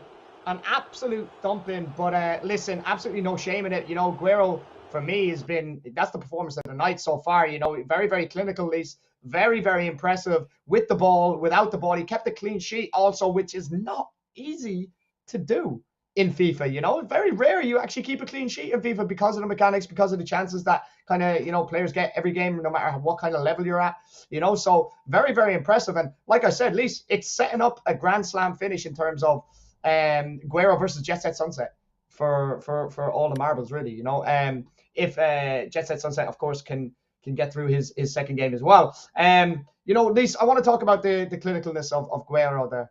That he seemed like he didn't miss a chance. Like he missed, I think he missed a penalty, of course, which is, in my opinion, he went down the middle, the keeper went to the right, but the new animation makes them run if they're close to the ball. We get it. But in terms of chances created and chances scored, probably the best we've seen tonight. Yeah, I think he's definitely been clinical. I think every time he's gone in front of goal, I've looked at it and think he's scoring this. He's putting everything into the far, far corner. And I think personally, maybe the chat can let me know as well what they think. I think he's probably a contender to probably win this group. And there's so many good players in this tournament, and there's going to be obviously in each group 3 players that unfortunately do not make it through. It's a shame. Obviously, maybe 2 would make them feel a little bit more comfortable, especially knowing that you could drop a game. However, with the stakes, only one person goes through if you didn't know that already. So I think it's going to be tough. But I think with the way you played there, 6 goals, doesn't concede. I think odds-wise, from me and you, I think he's probably favourite to win. Yeah, well, he's probably, listen, it's between, if Jet Set Sunset wins the second game, then it's setting up the Grand Slam finish. Like 100%, it's setting up the Grand Slam finish. And that is what we've all come here to see. The excitement between games, and I love it. I love this, Commiseration to Godley, fair play. He's repping his college. He showed up on the night. He gave it his all. But in the end, Guerrero is a high-level FIFA player. Like you said, probably 16 wins, probably 18 wins, even if he on a good night, in foot champs at the minute. But both representing their colleges. That's what it's all about, coming together for this event. Incredible. And speaking of events, guys, in case you missed it, last Saturday, we put on an incredible event live in LA. Absolutely fantastic event. It looked amazing. We covered a numerous amount of games, from influencers to fans to a round robin tournament, where we've seen someone walk away with a cash prize. It was absolutely fantastic and it looked amazing. And, we just have to thank Coca-Cola and McDonald's for creating such a magical moment for these FIFA players out in LA. The FIFA World Cup was there in person, by the way, Lisa, which is probably one of the most protected items in the world. Not even the teams that win the World Cup get the real World Cup. They don't get it. They're not allowed it, Lisa. It's too precious, so for a chance to get a picture with it, to be near it, it was incredible, man. Absolutely fair play to everyone, and to Bragg House as well, and to everyone that was down on the ground there. I know they've done an absolutely fantastic job around the clock, and they deserve the rewards as well. So fair play to them. Lisa, our next game is a big one. Okay, it's Jet Set Sunset versus Gold Links. Now, if Jet Set Sunset wins this game, it sets up a Grand Slam finish. Now, I'm gonna allow this game to finish before I ask you what I was gonna ask you, Lisa. All right, because I don't think it would be fair to ask it right now. But pressure is on Jet Set here, right? Because he's going second. He's going second after Guerrero has won his 2 games. He knows now that if he doesn't win, he's most likely, he'll still have a chance if he doesn't win, but he is most likely not going to top this group, right? Yeah, I think there definitely is a lot at stake, to be honest with you. I think, like you mentioned, he needs to try and push that out of the back of his mind that it's a must-win game. Obviously, if you go 1-0 down, and you might be thinking, "Oh dear, it's not looking good." However, I think he played really well in the last game. Obviously, we didn't actually think that he won, but he did end up winning 4-0. So I think he played a game. He won four goals to nil. He didn't concede a goal, which obviously will play a part. Thinking actually, defensively, I'm really good. I'm able to outscore my opponents. Obviously, it is a different opponent, so you never really know the standard compared to the last opponent. But I think if he plays the way that he did last game, I think he has a big chance in this one. Absolutely, Lisa. And I'm looking forward to it, I think it's going to be very, very close at the top. And, listen, this is what we're here for, man. We want it close. We want it tight. It is technically, it's a round robin. It's a group stage. But it is vital to get points on the table. And if you can't see out them wins, if you can't, get that point when you need it, it becomes detrimental. That could be the difference. 1 point could separate these guys at the top of the table come the end of the night. And we are on the way here, Lise. We have Jet Set Sunset against sorry, I think I swallowed a fly there, Lise. Jet Set Sunset versus Gold Lynx. And listen, absolutely pressure on here, Lise. Pressure on here for Jet Set Sunset, right? Yeah, indeed. I mean, he seems to be starting really, really well. You saw a little I can't even speak. I think I might have swallowed a fly as well. But yeah, I feel like you saw a dead stop there, and you might think it's very, very simple, but I think it's really, really good. But a way of scoring and getting a different position on the pitch didn't end up working. But to be honest with you, I'm going to get my popcorn out. We saw the potential earlier, what we were speaking about, potential chance to win a popcorn machine over the next couple of days. I mean, I think I need one because this is going to be a game. Yeah, absolutely. And of course, Gold Lynx as well, coming off the back of a 6-2 win in that first game as well. So this is a big game, Lise. These two players need a win. They need to win these games. So it's going to be very, very, very, very interesting to see how this goes. And again, it's going to be very close in level too. Sure is. Potential chance. My God, I mean, you what can't a big make mistake there, Lise. There. Yeah, that's a big, he's big brilliant. mistake He's there, brilliant. and we're seeing the gritty out. Yeah, we're seeing the gritty out. We are seeing the gritty out, and Gold Lynx takes the lead 1-0, and the pressure is on Jet Set Sunset here now for a reaction. He can't let that get to him, And again, Lise, we're seeing at this level, we're seeing the difference between mistakes and non-mistakes. You don't make any mistakes. Obviously, it's self-explanatory again, but at this level, against players of Gold Lynx ability, they're going to punish you, We've seen how good he is with that Renato Sanchez, and we're seeing it again, Lise. That Renato Sanchez fire up that pitch like that, he seems really effective, It's something that I'm going to have to experiment with myself.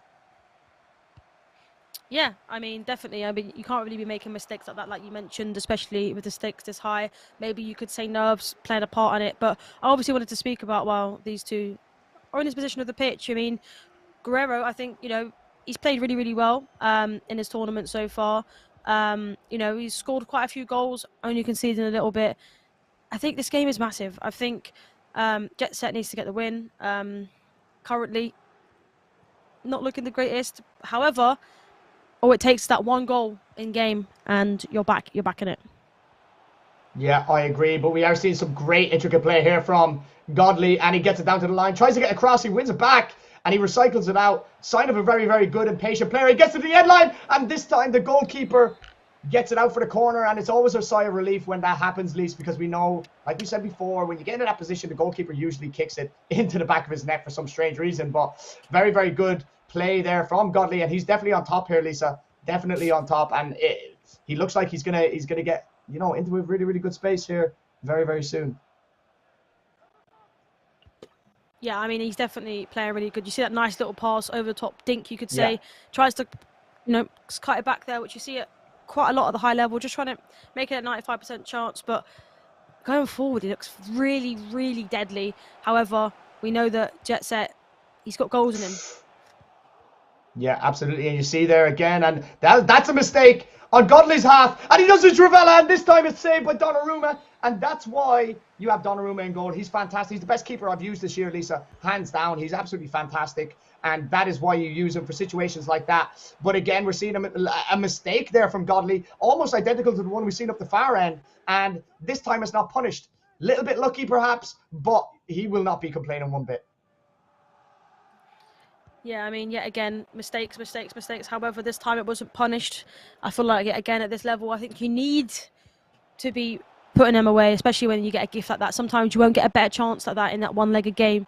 However, coming back down the other side, it just went through his legs. Maybe could you say he might potentially be offside? Not 100% sure, but we're seeing Renato Sanchez going forward. He's not somewhere like you mentioned earlier you expect to be going forward. Normally he's that sort of centre mid CDM role. However, in this tournament, he seems to be playing that sort of cam role, and he seems to be getting on the scoreboard quite a bit for these players. Yeah, he looks really good there. Like, again, I'm quite shocked to see him that far up the pitch because he's such a good defender for me and you know, winning the ball back, interceptions. But it seems going forward, he's a bit of a beast, Lisa. We might have to experiment with that ourselves in our teams. And, you know, but what I am very, very impressed with, and for me, the difference between these two sides right now, respectfully, is that Godley seems to exploit the passing and the spaces a lot better than Jet Set Sunset right now. You know, he's using the wings. Look, he's getting down the line. He's ball rolling. He's trying to get it into his players into the middle like this, trying to find that extra pass and trying to score that goal. Literally, play by play, as I was speaking about it, he does the exact thing I was just about to explain. And that is 2-0. And it's going to be very difficult from here on out for Jet Set Sunset, unfortunately. But like I said, Lise, all it takes is one mistake. And if he gets a goal early in the second half or before the half, it is certainly game on here. Yeah, I mean, I'm actually looking on the site at the moment, the braghouse.com /tournament/SoCal FIFA 23 Group B, and looking at the standings and the games that have been played at the moment. In the first game, Gold Links won 6-2 over Guerrero. Not 100% sure if these results are 100% correct, but I'm just talking to you about them. And then in the last game, Guerrero won 6-0. At the moment, the standings, Gold Links is at the top of the table with a +4. So, I mean, if he wins this game, he sees himself even more up on the leaderboards. I mean, there's a chance that he actually gets out this group and proceeds into the quarterfinals. Absolutely. It's looking like Gold Links is the one to beat here in this group, and it's going to be very, very interesting. Obviously, you know, looking over at the other group as well, you know, you've Rack Santi, who we've seen as well, Lise, who's a very, very good player. Oh, my days. I thought that went in. I'm not sure. Was he trying to do a Trivela there, Lise? Sometimes that glitches and it does a skill shot instead of a Trivela. I think he may have been trying to do a Trivela there. Potentially, yeah. I mean, it's obviously the same button, clicking the L2 button there. And sometimes when you do that, it does do the little fancy little flick or pass or whatever it may be. But I mean, if that went in, it would have looked even probably better than the Trivela, let's be honest. So, yeah, but I mean, although he's 2 goals down, to be honest with you, he's had a couple of opportunities we saw there. I mean, if you score that when you're 2-0 down, I mean, that shows something. That shows a bit of character, let's be honest. But, I mean, half-time, obviously we'll wait for the sort of statistics to come up. But so far, I think they've both been quite level. I know obviously 2 goals. I mean, you can see there he's been clinical. You know, a mistake as well. Got a goal on his side. However, in general, it's been a really close game.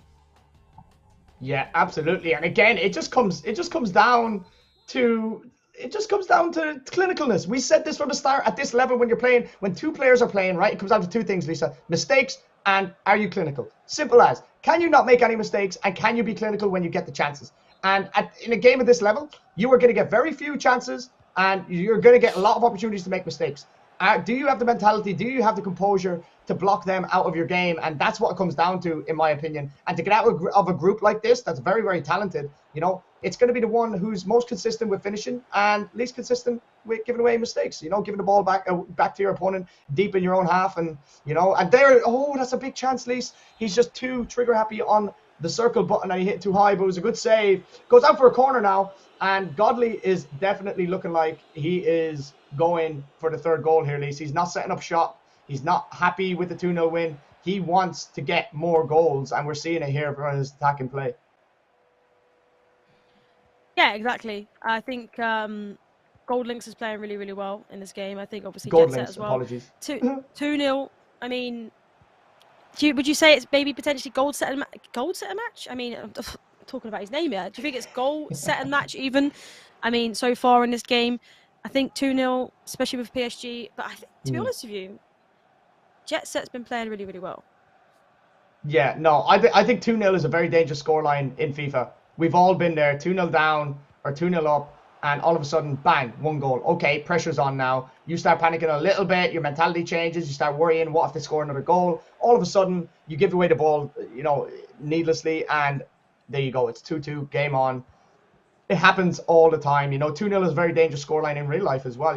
My coach has always told me 2-0 is the most dangerous scoreline in football, because you think you're comfortable, all of a sudden they score, and now the result is in jeopardy, So I think he needs that 3rd goal just to be sure, try and get the 4th. Try and get his goal difference up as well, just in case. You never know. That is an incredible reverse ball, by the way. Wow, incredible little chip reverse ball there to get in down the side, and very creatively. He's very creative, isn't he, in his attacking prowess? He's like, going forward, he's very creative. It's very hard to predict where he's going to go, what he's going to do. Yeah, I feel like his vision is very, very good. I mean, personally, I don't think I would even seen that ball there. It's very, very good. But I also think with what you said about the like getting a 3rd goal, you definitely need a cushion in FIFA, I feel. And I feel like a 3-goal cushion is perfect, to be honest with you.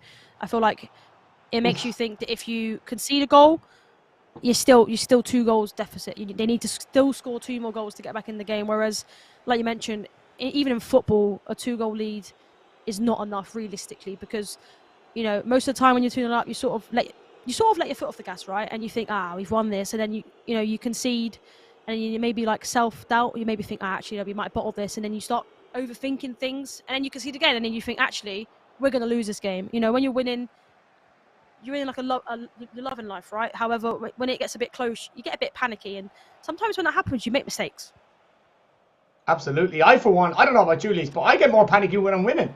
I feel like, oh no, what if he scores? That's my mentality sometimes, and that's when you get punished, right? Is when you think about that. You can't think about things like that. You have to think about what's in front of you, see out the game, don't make any mistakes, cut off them blocking lanes, the passing lanes, try your best to defend the onslaught. And then when you're going forward, you really have to just be really careful with your passes, make sure that your player is in space. Don't let him, intercept the ball easily and have it come back straight away, because it hurts your confidence, right? Like when you keep turning the ball over, you're kind of thinking, oh, I'm never going to get in here. I can't get through him. And that's when you start playing passes that you wouldn't usually play. You don't play your own game. You start dragging your defenders out. And then that's when you get punished, right? So I think we're seeing a little bit of it here as well. Jet Set, he's rushing the passing forward a little bit. He's not giving his team time to get up the pitch. Like as we see here, look, Haaland's the furthest man. Now we have Foden, and okay, that was a little bit of an unlucky pass, but I'm just thinking to myself, recycle the ball, go back, let your team get up, and then you have a better play. You have a better chance of getting the ball up the pitch, finding a player in space, and finding the gaps to get in on goal. But I think Goal Links he's played absolutely fantastic. I think he's played absolutely fantastic in this game, and I think as this game goes on, 15 minutes left, I think there's going to be some gaps opening up in Jet Set's defense, and it's going to be very, very interesting to see. If Jet Set can get a goal in the next 5 minutes, it could be a very much a Grand Slam finish here in this game, Lise. Yeah, definitely. I saw someone type in the chat. I'm assuming maybe it's one of the competitors said, are we allowed to change the formation? Yeah, of course you can. I assume you can.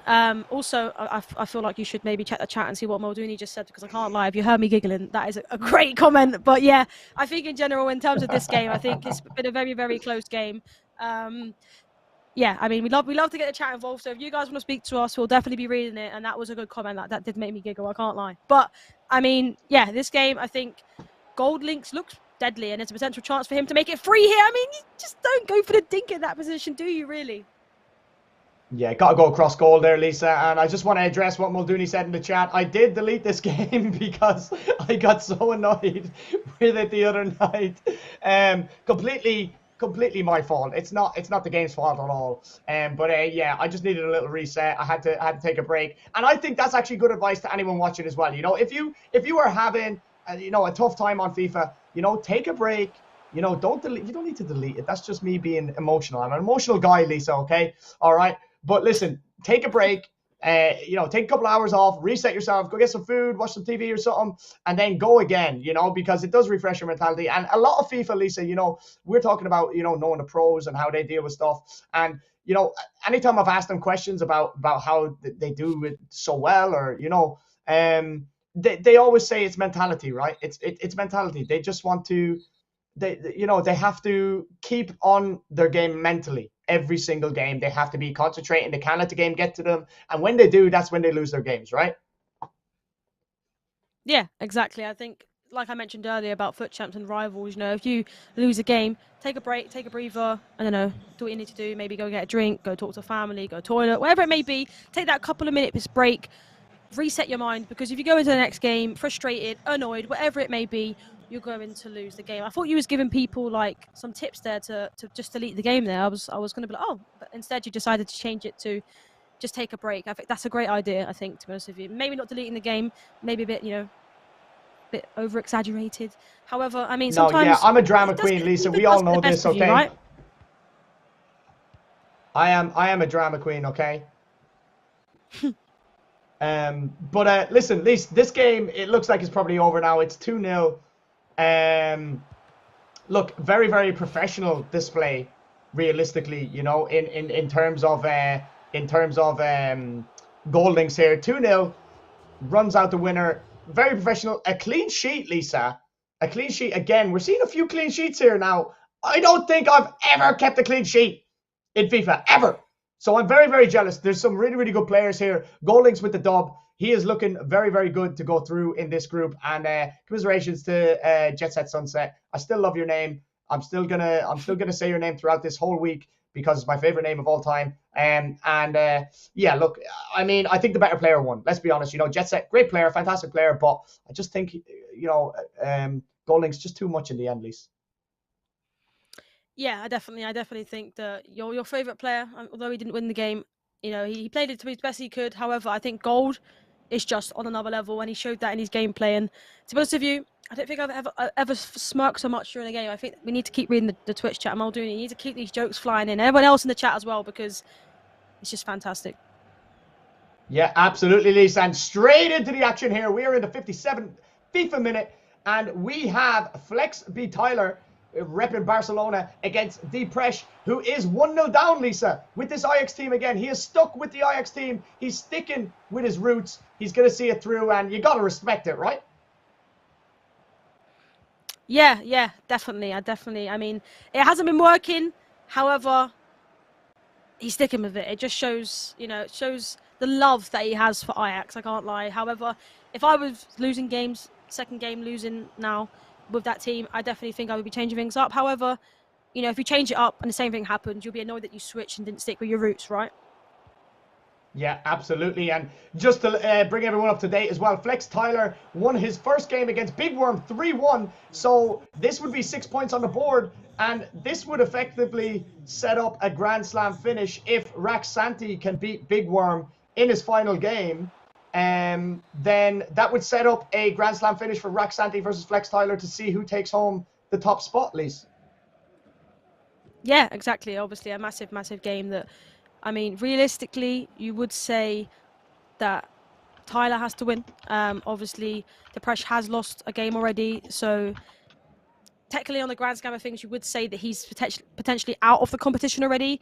Technically not, depending on how the other results go, but realistically in this tournament, you need to be winning as many games as possible. And when the other competitors have won 2 games already, when it comes down to the last game, if they win that, you would potentially be seeing them obviously going out the group with the most amount of wins. Absolutely. And listen, don't write the pressure off here. You know, again, he's a great player. He's a really, really good player. He's stuck to Ajax. I respect it so much. And you know what? Like, at least will he look at this and say, okay, if I had went for the usual PSG or Real Madrid or Barcelona, he could have given himself an incredible shot. But we have a big chance here. He moved his keeper. Oh, and he's missed it, Lisa. And again, Lisa, does this come down to player selection, to team selection? Like we said, if that's Haaland, if that's Benzema, that probably goes in, right? Yeah, we talk about it over and over again about team selection and having the more clinical players. Obviously, PSG is probably one of the best in this game, and we've seen them being used over and over again. And in that situation, when you have the likes of, let's be honest, Tadic, he's not quite Benzema, Ronaldo, Messi, Mbappe, Neymar. So he's not got the best of shooting, obviously. And we have seen in this PSG team, or I saw last game anyway, I know that it's not in this game, that team selection, the upgrades of the players. You know, there was about 8 players out of the 11 on the pitch that had an upgrade. And that comes into it. But absolutely. A potential chance here. Oh, there it is, 2-0. Wow. Oh, he's gritty. That's a big goal, Lisa, and he's getting the gritty out on poor Depresh here with his Ajax team. I think a little bit uncalled for, but listen, that's just my opinion. Nah, listen, great. You can't do anything about that. The player is there for the rebound, knocks it in, 2-0, 80th minute. We're probably, unless we see a kickoff goal here, Lise, that's probably all she wrote for this tie, right? Yeah, definitely. I think that's it. I mean, it would have been different if Depresh was able to actually score that opportunity that he just had, but unfortunately, he just seems very, I guess you could maybe say, unlucky in this competition so far with the opportunities that he's had. He's had them, but he's just not been clinical enough to finish them. And unlike the other competitors that we have seen in this group, he just hasn't had that finishing touch, that final third touch, like that we has seen, for example, like Raxanti. We've seen him every time he's on goal, we think he's scoring, right? But every time we're seeing Depresh going for on goal, me personally, I'm not seeing him score, and that's due to the fact of just, I think, bad decision making as well. You know, we've seen him sometimes where he could shoot, go for the extra pass, but is that down to the fact that he's using Ajax and he feels that he has to do the extra pass? It's very interesting, really.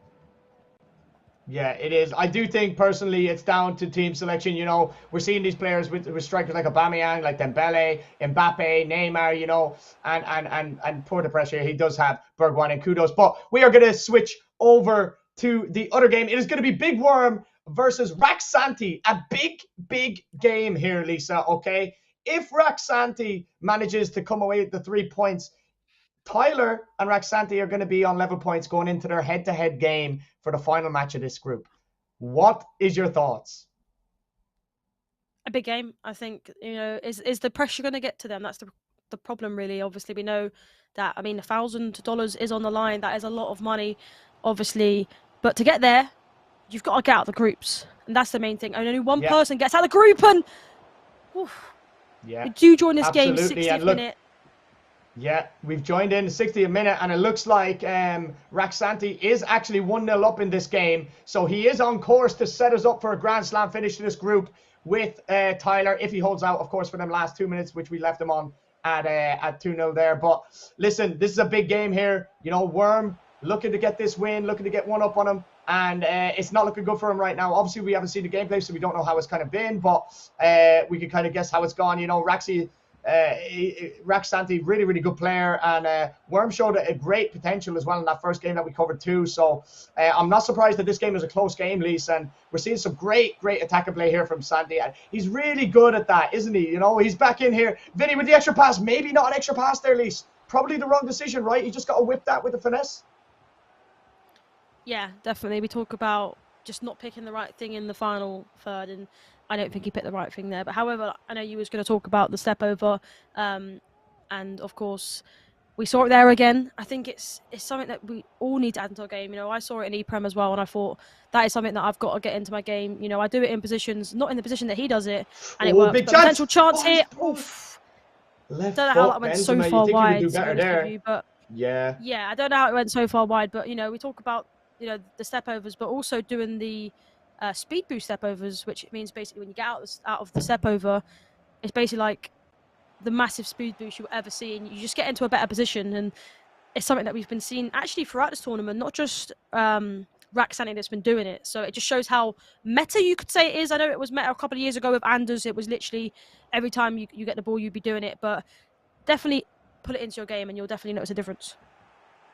100%, very effective, and we're seeing a little bit of worry signs here. Some, you know, from if you're Santi here, you know, Worm is trying like the first time pass over the top, which is super effective, and he's not been making the most of these attacks, but he has now, and that's 2-0. 15 minutes to play. Valverde pops up for the extra pass in the middle. He gets the space, he turns and he buries it into the bottom corner of the net. And Lisa, it looks like we're going to get our Grand Slam finish here, bar a massive comeback from Worm in this game. But it could be lights out before we even speak, Lisa, from kickoff straight away. And it is 3-0. Santi locking up this game. And it looks like we are going to get that finish that we all hope for in Group A. It is going to be Santi versus Tyler for all the marbles. Of course, it covers our head-to-head game as well, Lisa. So whoever... It doesn't even matter, you know, the points are going to go to someone and the head-to-head is going to go to someone. So we really are set up for a Grand Slam finish in Group A here.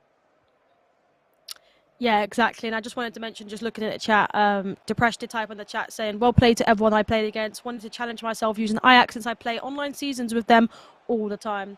Commiserations, played really well Fair in the play. tournament. Hopefully we see you again next time because you're a really, really good player. And yeah, I mean, maybe you can put in the chat who you think is going to win out of the people that you played against. Obviously, do you think they're going to go all the way? Maybe let us know. And thank you again for playing. Yeah, absolutely. GG Depression. Like I said on air while you were playing, you know, I knew it was to test yourself, and you've done yourself absolutely proud, man. It was absolutely brilliant, and fair play for using a different team to like the norm, you know. I don't think you can have any regrets. You played a fantastic game, a little bit unlucky, and you done really, really well, sir. Thank you so much for taking part, and I really hope that we'll see you again in the future for future events, and I hope you enjoyed the format and how it was run and everything else as well. So GG's to you, sir, and thank you for playing. Lise, look, we're going into the final game of Group A. It's going to be Santi versus Tyler. I can't call it. I don't know about you, but I can't call it. Yeah, I mean, it's going to be a very, very interesting game. Maybe we can ask the chat who they think is going to win. I think from what I've seen so far, personally, I'd say Santi. I think he's a very, very good player going forward defensively. Hasn't really conceded too many goals over the last couple of games that he's played. So I think he probably looks the most solid. But maybe Depresh, maybe he could tell us because he's played him. Yeah, absolutely. He's had the experience to play against these guys, you know, and experience is more valuable than anything in this game, Lisa, right? You know, the more you play against these great players, the better you get, the more, you know, kind of in touch with how people play in certain levels and certain mechanics and stuff, you know. Just talking about Group B here, Lisa. So up next, we have Gold Links versus the Godly. Now, Gold Links is ahead 6 points at the top of the table. We have Guero with 3 points, Just Set Sunset with 3 points also. So, I mean, it's tight in there as well, you know. Godly sitting on bottom with 0. So Godly would love to get some points on the board here. But as we join, we're 17 minutes in, and it does seem like Godly is 1-0 down to Gold Links. Gold Links in the PSG kit and Godly in the Man City kit. You know, it's for pride for Godly right now. You know, if he can manage to get a win here. But, you know, we're seeing early signs from Gold Links that he is set to finish this group with 3 wins out of 3 and progress into the finals. Yeah, exactly. I think the way Godly has played in the tournament, I think he's been quite unfortunate, to be honest with you. However, on the flip side, Gold has played just amazing, to be honest with you. He's going forward, he's been deadly. He obviously is using the best team in this mode. However, the way he plays, the way he defends, the skill moves that he does, how deadly he is in front of goal. Every time he goes forward, I feel like he's going to score. He's just been phenomenal, I think. And I feel like he'd be, if anything, a bit hard done by if he was to lose to Godly, because, you know, it's one of those things where he's kind of playing for pride at the moment, and this is a massive game on the flip side, because if he wins this game, he's guaranteed to sort of get out of the groups, if you get what I mean, you know? Yeah, absolutely. Well, this is massive, you know, and the second goal here is going to be massive for him as well, because it gives him that little bit of breathing space and takes the pressure off. You know, Gold Links, he's kind of steamrolled it. What a pass that is for Renato Sanchez. And again, Lisa, we're seeing Renato Sanchez in a forward position, and it's just like, I feel like he's getting a nosebleed every time he's up that far. He plays so deep for me when I use him. It's so difficult to see him in that space. But Neymar now is in. He's gone for the chip, and he's got it. And that is the second goal that Gold Links was looking for. Neymar popping up in the right position at the right time. And Lisa, I think we could say Gold Links is going to top this group. You know, it's going to be very difficult to see the Godly come back from 2-0 down against someone of Gold Links' ability here. We're seeing incredible display of FIFA from him for the last 2 games, and now onto the 3rd game as well.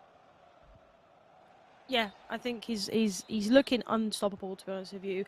And it'd be interesting, actually, because obviously we've seen a couple of groups now, and we know how good Raxanti is as well. I think I'd be love to see a Raxanti versus Gold Links game. Obviously, we can't see that as of yet. That'd be like a quarterfinal game. But I think that would be a really, really, really good game to see, because defensively and going forward, they're both clinical. So it'll be a great watch. But in this game so far, let's be honest, it's all Gold.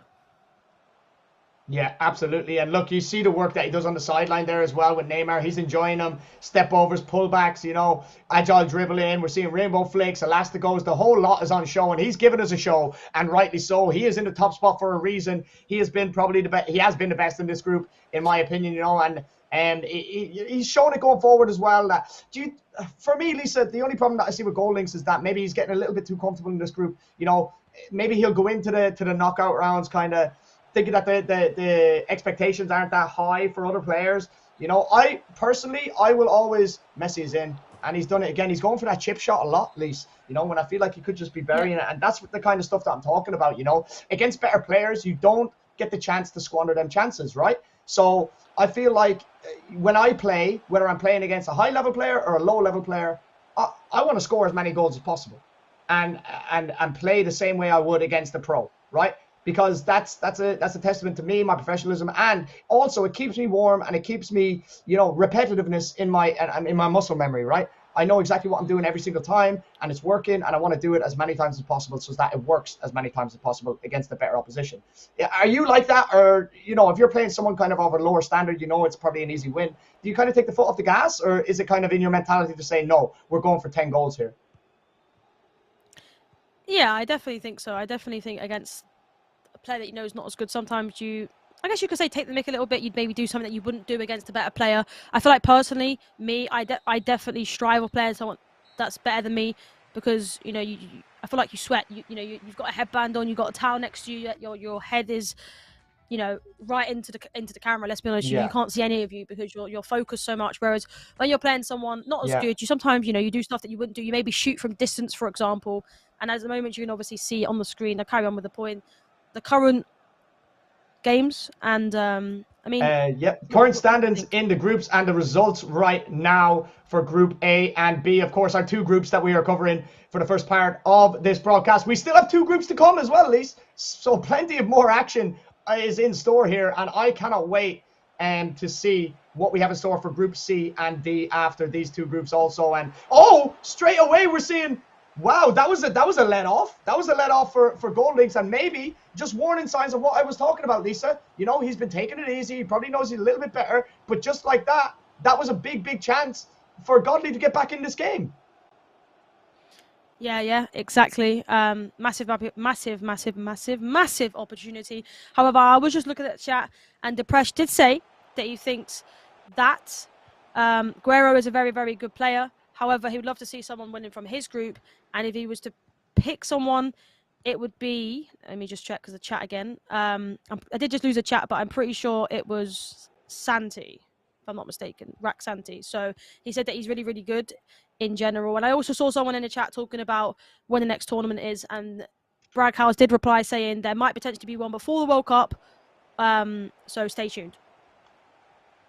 Absolutely. We have plenty of more events coming up for you guys. Just like I said earlier, we did have over 250 people sign up for this event. We could only take 64. So guys, do not worry. There will be plenty of time and chances for you guys to take part in events in the coming future. I believe we just hinted at a possible World Cup event near the World Cup as well. So guys, if you're not following already, follow Braghouse on all socials to keep up to date and to keep in the know for what's going on for the best chance to be involved in the next one. And of course, we're seeing the third goal there. I think, Gold Links just kind of turning it up a little bit now. He probably got a little bit scared after he had that near miss with Godley, and he's just put the game to bed, and now he can start having his fun around the areas and doing his skill moves, I guess, now as well. So we love to see it. And 3-0, I think a worthy winner of the group, Lise. I don't think there's any complaints from anyone really here, is there? Yeah, I definitely think Gold has played probably the best in this tournament. Going forward, he's looking deadly. He's scoring plenty of goals throughout the games that he's played, and only in one leg of FIFA. Normally in one leg of FIFA, you don't really see many goals being scored.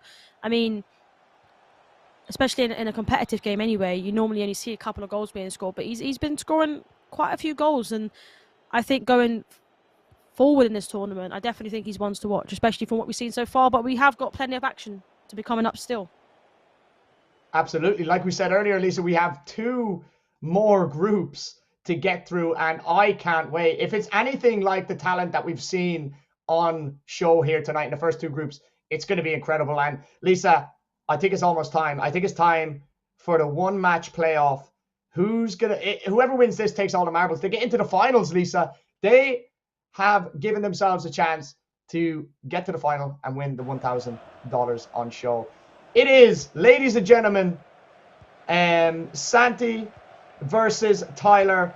Santi in the Real Madrid kit, Tyler in the Barcelona. It is El Clasico online, Lisa, for the whole thing. Whoever wins this wins the title. And we've joined in the 15-minute and an early goal from Santi already against Tyler. And this is gonna go down to the wire, Lisa. I don't see this being a high score line. I see this being very close. 2 goals, 3 goals may not be enough in this game. I think you need to be going for each and every one of them, just like we see now. And Tyler strikes back, and that's what I'm talking about. These two players are capable of scoring at any given second, Lisa, and we've seen it. 1-1, we joined at the right time. Now it's time to sit back and enjoy this game of FIFA, Lisa. I cannot call this one. Exactly. I might have to get myself another McDonald's today, to be honest with you, and a bit of Coca-Cola, because this is some entertaining game. And obviously, if I win that popcorn machine, I'm going to be having that with it as well, because this is an interesting game. And like you mentioned, El Clasico, even more exciting.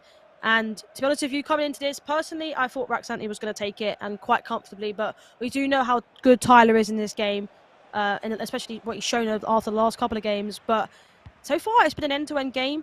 Obviously, shout out to our sponsors as well for sponsoring this, McDonald's, Coca-Cola. Do appreciate it. However, we have a potential chance here for Benzema. Oh!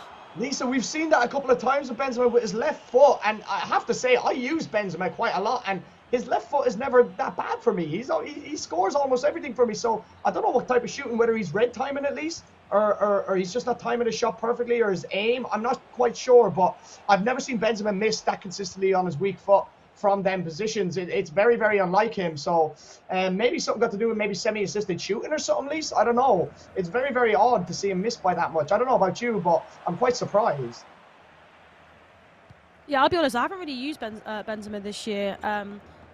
Haaland mainly in my team. However, yeah, I definitely think it's interesting, because we obviously speak about using the better teams and having the better strikers. And when you see Benzema, you expect him to be finishing now. Obviously, the Ballon d'Or winner. I mean, obviously, that's in real life, but that correlates into the game and how well he's played. And I potentially assume that with how he's been playing recently, he probably would be higher rated in this mode, because obviously, depending on how they're playing in real life, they get an upgrade or a downgrade.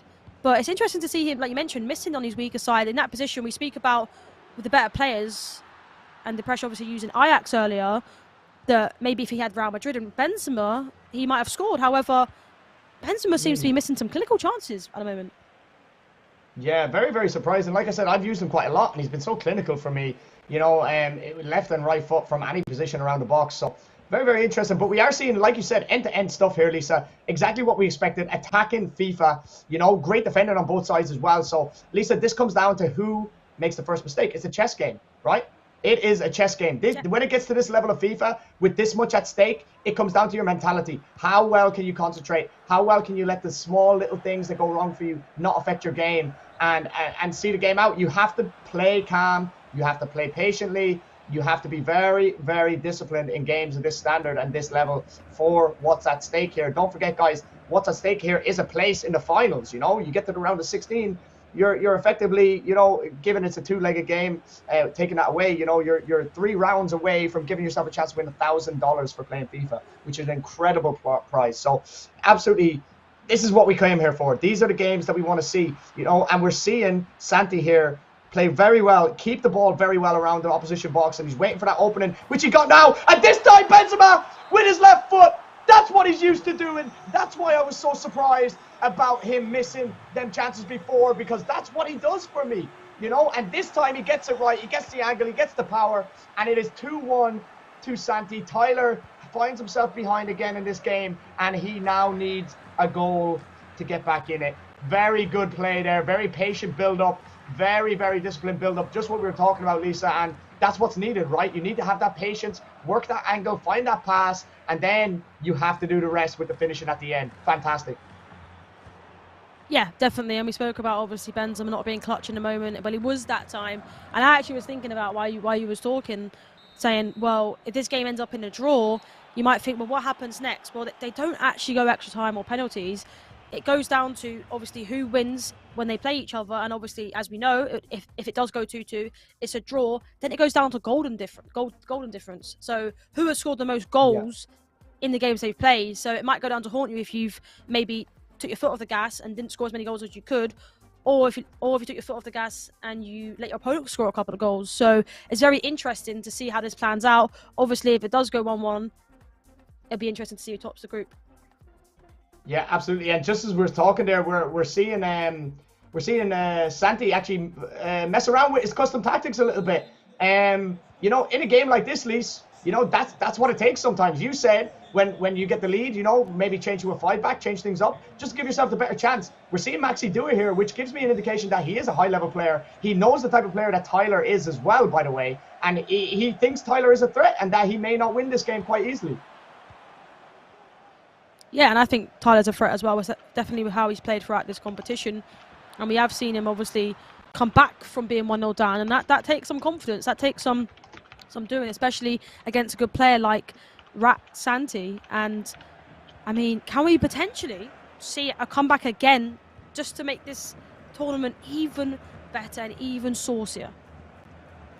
Yeah, absolutely. Well, look, the pressure is on Tyler now. But like I said, when I'm in a winning position, I feel like pressure is on me too, Lise, because one mistake and that's it. You know, that is it. And he sees him in here. Can he get the ball back across? He finds the space, very patient. And this time, Benzema's shot is blocked, but very patient play again. You know, not to pass that ball into no one in the middle. He pulled it back, a bit of agile dribbling, and he found Benzema, but he just couldn't find that little bit of space to shift it and get it out of his feet and find the angle. But again, Lise, this is the exact sort of game that we expected, right? It's a chess game, like we said. You know, a lot of little intricate kind of plays is the difference between winning and losing in this game, right? Some good defending on both sides, but mistakes like that, giving the ball away in your area like that, could come back to haunt you, and it nearly did. It still can if Benzema can get this ball back in. But again, good defending. He acknowledged the danger and he cut down the space very quickly there. That could have been absolutely costly, very, very costly on Tyler's behalf. But again, working it with the Elastico in the box as well. Not as effective as last year, Lisa. Yeah, exactly. I think that was a very, very good opportunity there, and a last-ditch challenge that if you timed it slightly wrong, you give away a penalty. However, we know Tyler's really good, and there he was to the point, got the challenge done. And, you know, we've seen quite a lot of mistakes. You could say that's down to, you know, just being a bit worried, a bit nervous. But I am just reading the chat, and I'm seeing people saying that, you know, I'm trying to type and they're hearing it. That was not me. You know, I have a mechanical keyboard, but I'm making sure that I touch it slightly. That might have been Danny or someone in the Discord call. But, yeah, I mean, so far in this game... Listen, I tell you what that was. That was me finding out the goal difference for you guys, okay? I'm trying to make it more interesting. Let me live, okay? I apologize. But yeah, guys, listen, this is what we've all come here for, all right? Let's be honest, you know, this is the type of game. Big chance, big block. Tyler is up against it here, Lisa. He's going to have to change something up. I expect a pause here in the very near future from Tyler, trying to maybe go to constant press, you know, bring on maybe a sub, freshen things up, because obviously right now what he's doing isn't really working. He's up against it. Maybe a chance here. He's gone for the dig pass. Here it is. Oh, that is incredible defending at the last. That's last-ditch defending from Rudiger, guys. Absolutely fantastic. He could be, and that was a wrong pass as well. The Vinny Modric was actually going clean through. I think that was the wrong pass indeed there. However, we know how good the main man in the back is. You know, Rudiger, he's very, very good defensively. You know how meta he was at the start of the game. He was over 140,000 coins, and there's a reason for it. Because lengthy, tall, fast, and that's what you need, especially when you're against the likes of Lewandowski. But a potential chance here, mistake! Woo! Oh, this is wow. spicing up a little bit. That's all I'm saying. Wow. Ladies and gentlemen, we have a game. What a game we have. Tyler pouncing on the opportunity there to make it 2-2. And we're seeing a pause now as well from Santi. Obviously, he's changing his tactics again. Does he go for it here, Lise? I mean, as it stands, Lise, I have the goal difference in front of me here. Santi is winning on goal difference. So Flex Tyler at the minute has a goal difference of +3, and Santi has a goal difference of +5. He doesn't know this, right? I'm guessing if he hasn't seen the sheets or anything, he doesn't know this, right? So in his mind, he's probably thinking he has to go for a win here, right, to go through. But realistically, if he draws this game 2-2, Santi goes through on goal difference. Yeah, exactly. So, but the problem is do they know that themselves? Do they know they have to go for it? I think in general in these type of games, you do need to try and win the game. Nonetheless, the problem is do you risk going forward, for example, and then maybe go and press after possession or constant pressure, leaving gap in behind, and then losing the game. So it's very very tough. I'm reading the chat again, by the way, and I'm seeing Prince typing. I hope Danny's searching up the link to that jacket for me. I mean, you got some people liking the clothes you're wearing. What jacket? I'm not wearing a jacket. This is a jumper. This is a top. Oh my God! Santi's actually got through straight away. I got distracted by the chat. And it is 3-2 like that. A kickoff goal, Lisa. We've seen it so much. He's stirring the pot with Benzema. And he is stirring the pot in this group. Absolutely. Santi fires back straight away. And that's got to be disheartening for Tyler, Lisa. We've all been there. We just worked hard to get our second goal to bring us back into the game. And we see a kickoff goal, but we may see another kickoff goal from Tyler here. No, and it's saved by a Russian goalkeeper. Courtois comes out and saves the day. But Tyler, he regains the possession. Lewandowski with the irreparable step over, and it's the save again. Lisa, this is absolutely mind-blowing. Courtois at the ready again, but Tyler is coming back again with Lewandowski. Very resilient defending, but two big chances for the kickoff again, Lisa. And this is absolutely, I don't know what to say. I can't take my eyes off this, Lisa. I can't take my eyes off it. I mean, the noise that I'm making, people are going to be wondering. Watch, guys, I'm just excited about this game, We've literally just seen two comeback chances that you would probably say, in general, that should go in, but it doesn't. And now, down the other end, can he capitalise on it? He cannot. But, I mean, wow, that was two huge chances. Do you think he maybe could have done something different? Maybe do the extra pass? Maybe do Trivella? We know how OP that is this year because, wow, he deserves a goal in this game. I don't think he could have done anything different. I think with that second chance, maybe he could have just taken it a little bit quicker. I think that he kind of stuttered on it a little bit with Lewandowski and gave Courtois a chance to close down the gap, close down the space. Russian goalkeepers at the minute, rushing your goalkeepers out, they're very effective this year, at least. The ball doesn't go through them a lot more. It used to last year. This year, it seems like they save a lot more than what they let in. So I think it was a big chance. I think he maybe just has to take that chance a little bit earlier with Lewandowski. The Dembele one, he done fantastically, and the gap was just closed by Courtois. There's not really you can do about it. But that third goal, Lisa, is like 2 goals to Santi, really. Because realistically, if he draws, he wins, right? He goes through on goal difference, simple as. So getting that third goal, getting that cushion, that's like a 2-goal cushion right now. Realistically, because Tyler has to score 2 goals now in the last couple of minutes to go through. So Santi has done really well to get that win, that extra goal. It really has taken the pressure off. I don't think he knows he goes through if he draws. So actually that's probably a good thing too, right, Lise? Not knowing that a draw is good enough, it makes you go on, it makes you go on the attack, and it makes you kind of, be on your toes a little bit more. But what an absolute, this has been, oh my God, late chance, and it's 3-3! It is 3-3, but it's not going to matter. And I don't know if Tyler knows it's not going to matter because it is going down to goal difference, guys. And unless Tyler can get a goal straight away in 10 seconds of FIFA, it looks like Tyler is still going to go out. And I feel so bad for him, Lisa. I feel so bad for him because neither of these competitors deserve to go out. And it's breaking my heart to think that he's going to go out now. 3-3, what a game. El Clasico turned out to be El Phenomenal. What a game we have just witnessed. And I have to say, Lise, how harsh is that on Tyler? I mean, I know over the course, I have my hands on my head. I swear, I can't believe what we've just seen. Incredible game of FIFA. And I don't know what to say. I feel so bad that one of them had to go out, Lisa. It is Santi who scored the most goals overall. So rightly so, he goes out, but I just feel so hard done by for Tyler. He put up an incredible game, and I think he's lost out by 1 goal in the end, or 2 goals in the end on goal difference. It's a tough way to go out. Yeah, I definitely think it is, especially with how good both of them were. I mean, that was a great game to watch for us and also people watching. I mean, the amount of OMGs that I saw in the chat there once that goal went in at the end there, it was literally amazing. I think, how they both played, it would have been great to see them both go through, but the way the tournament is and the format that it is, only one of them could go through. And it just shows the level of this competition with how close these groups are.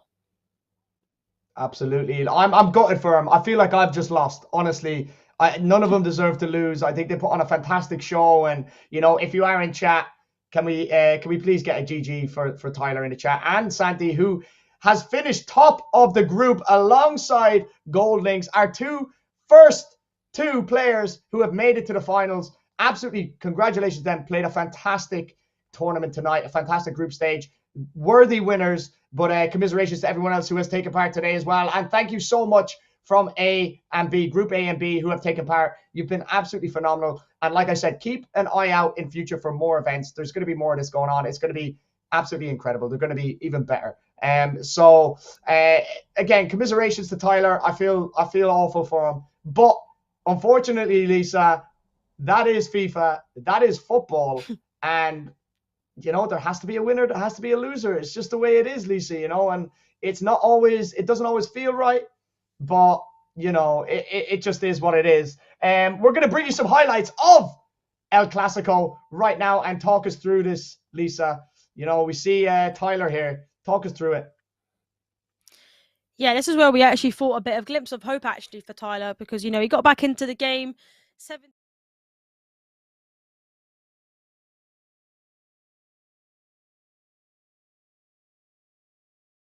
He doesn't. He passes it across the box and pull it into the back of the net. That is what you call composure and clinical. And we were seeing, obviously, the goals at different times in the game. However, there, again, in that situation, you know, you expect your hype man, Lewandowski, to be scoring in that position, and he does.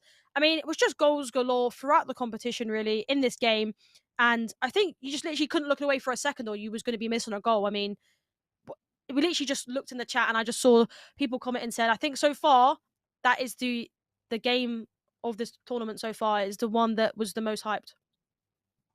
Absolutely. For me personally, it was definitely the game of the night, and probably the, you know, Gold Links, although he topped the other group, you know, I think that was probably the you know, top two players. Tyler could argue that he may have given Gold Links a run for his money in that group as well. So sometimes it's just a look at a draw on who you play in these games as well, Lisa. And, you know, I think they can have absolutely no regrets, them two players. You know, Tyler, fantastic. He gave us all. And the only heartbreak that I felt for him is because I don't think they knew that the goal difference going into it. I don't know, maybe they did because they played the games and they knew maybe who was, you know, what was what. But, you know, scoring that last minute equalizer, probably thinking, okay, we're going into golden goal or something now, maybe, or something like that, is very, very difficult, man. It is very difficult. But Lisa, it is the start of a new group. We are over to Group D for Gold Dragon versus Mr. Shin. Gold Dragon with PSG, Mr. Shin with Man City. And we are seeing PSG taking the lead 2-1. We're joining the 39 minutes in. And Lisa, new group, new players, new vibes. Let's do this. Yeah, exactly. And we've started off a new group with 3 goals. I mean, what more can you ask for? I am looking at the chat also, and I do want to quickly read a message out from Guerrero, who said, GG to everyone on this tournament. Thank you, BH, for the opportunity. I will be back stronger for sure. I mean, what a message that is, and positivity. I'm sure we'll see you in the next one because you played very, very good. And thank you very much for playing. Absolutely, Guerrero, commiserations and congratulations for taking part. You've done yourself absolutely proud, mate, and thank you for the kind words as well. Hopefully we'll see you in some more Brag House events very, very soon. But Lisa, I want to talk about the group stages going forward now. We've seen how competitive the first two were. Can we expect more from these next two groups that we're about to see here? I mean, yeah, I definitely think so. With the start of this game, obviously we have missed 3 goals so far in the first half, and it just shows that we're going to see loads of goals flying and a potential chance to make it 3-1 with Mbappe. Can it go in the back of the net? I think he's took too much of a long touch there, and that could potentially go to haunt him, to be honest with you. I mean, 2-1 in a game, 3-1 gives you a little bit of a cushion. We talk about a 2-goal cushion. Sometimes it can be good for you, and sometimes it can be bad for you, but it'll definitely make his confidence high going into the next half. And now it's only a goal up. Yeah, absolutely. And, you know, as I said, we've joined this game quite late, so we didn't really get to see it. But from the stats we're looking at, it's a quite tight game, Lisa, you know. 5 shots to 6, 1.2 expected goals to 1 expected goals. I mean, this is a very, very tight game. And this is obviously 2 players who are really good, kind of matching up against each other early in the group stages, you know. So it's going to be interesting to see how the rest of this group pans out. We just have confirmation now of the Group A standings. Santi has gone through on goal difference by 2 goals, Lisa. Ooh. I mean, I was just reading the chat, and Tyler has just come in the chat and said, I thought I needed a draw to go through. He must be devastated, scoring in the 90th minute, thinking, probably running around his room, thinking that he's done it. And unfortunately, commiserations, you haven't. So unfortunate. But hopefully, you can look at this tournament and think you've done yourself proud. And hopefully, in the next one, come back stronger and win it. Tyler, commiserations to you, sir. I think you played a fantastic tournament. I'm so sorry that you went out the way you did. But listen, do not let it deter you, Tyler, okay? Come back, give it your all again, and I'm sure you're going to be in and around the mix again. And thank you so much for taking part. And hopefully we'll see you again at more events in the future.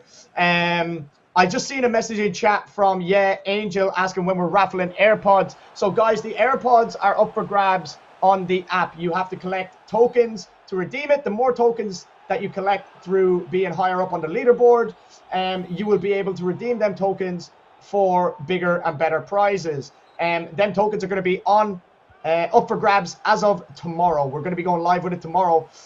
So make sure you are here for our next event tomorrow night at the same time, and we'll be here for more group action leading all the way into Sunday to our finals. So yeah, guys, if you want a chance to win all them fantastic prizes, I want that popcorn machine. There is a popcorn machine up for grabs, and I've heard it's a fantastic machine as well. I want it. Lisa, I want that popcorn machine, okay? I want it. Yeah, I do want it too. And we see a goal there, 3-1. I mean, yeah, you would potentially say game, set, and match. I mean, Neymar, we talk about PSG and how good they are in this game.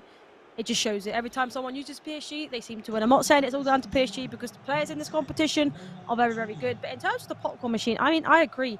I want to win that as well. Is it possible I can win that? Because realistically, with how these games are going, I think I need some popcorn. I mean, it's so entertaining. Let's be honest. Yeah, well, I think, popcorn for breakfast, lunch, and dinner for me if I win that machine. And of course, guys, you can win it. Like I said, I'll say it again just for anyone joining in, through brag points being higher up the leaderboards, which are brag points, predictions that you can put on before the stream tomorrow. Make sure you've downloaded the Brag House app on Android or the App Store to be in with a chance to win them fantastic prizes. Just in the chat there, Lisa, we see a message from Gold Links. It says, Gold Links here, you guys did amazing, a lot of skill, and hoping to see some of you again. Listen, GG's Gold Links, congratulations on finishing top of your group. We will see you very, very soon for the finals, sir. Rest up, go work on that game, and we will see you at the weekend for the all-ever finals. Absolutely brilliant. Then we see another goal, and this is a demolition now, Lisa, right? 4-1, PSG running riot, and looks like Mr. Shin is going to take a loss on his first game with Man City. We're not seeing many wins with anyone using Man City, Lisa, right? I mean, it's not the best team in Manchester. That's all I've got to say. Up the United. That's all I've got to say, guys. However, yes, I think it's very interesting. I think when you look at the team on paper for Manchester City, I think you think, wow, it's going to be, signs of winning games. However, I just think on paper, PSG just a lot better. I mean, going forward as well, you've got the three up front that can give you an outlet. Defensively, you've got Marquinhos, probably arguably one of the best in the game, alongside Kimpembe or Ramos, depending on if you want the lengthy player or not. I mean, Laporte at the back, just think, could do better. Rodri in the midfield, it's just a bit slow, I think. I'll come back potentially. However, I think if you compare each position in the teams, I just think PSG just demolishes them, to be honest with you.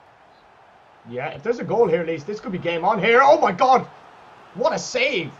Lisa, we are seeing signs of a comeback here, and it's being led by Foden and Haaland for Man City, just as we wrote them off. This is why this game is so interesting, because it can be off the line, and Lisa, he's being bombarded now. It's a case of kind of weathering this storm, right? Yeah, I think that's the one good thing about City. I think obviously having Haaland up front, we know he's lengthy, we know he's tall, especially from corners and just over the top through balls. If that's the way you like to play, then obviously City helps. That's why City is being used a lot. I did just see in the chat, Tyler did just win a giveaway. You might have narrowly fell out of the competition. However, you did win the giveaway. I'm sure if you look at your whispers from Brag House, it will tell you how to claim. However, congratulations on that. I mean, this game so far, I think it's probably a match, to be honest with you. 5-2. That's the nail in the coffin, isn't it? That took all momentum away. from Mr. Shin and his comeback, and Gold Dragon looks like he's going to end up with the points in this first game of our new groups, Group D this is, and it looks like Gold Dragon is going to go through. Now, Lisa, you know, some talking points now, right?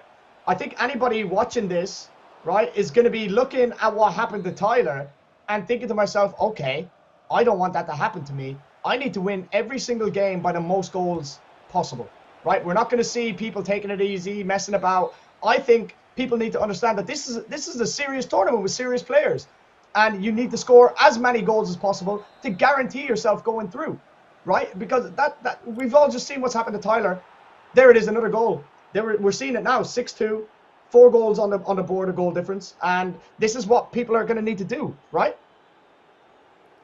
Yeah, I definitely think you can't take your foot off the gas at all in this tournament. As you know, that it goes down to goal difference. If you didn't know before, this competition goes on before goal difference. It goes down to the people that are top 2, the game that you play. So if you end up drawing that game, it goes down to goal difference. However, if they beat you, then obviously they knock you out. However, goals are important, and obviously you mentioned obviously needing to get goals. However, and that comes a bit costly if you end up conceding a lot of goals, trying to get loads of goals. So you just got to play the way you play and hope that you can get quite a few goals against your opponent. However, don't think about, you know, potential chance of, for example, demolishing them and looking and trying to be nice to them, because in these type of tournaments, you can't think about that. You just got to get as many goals as possible.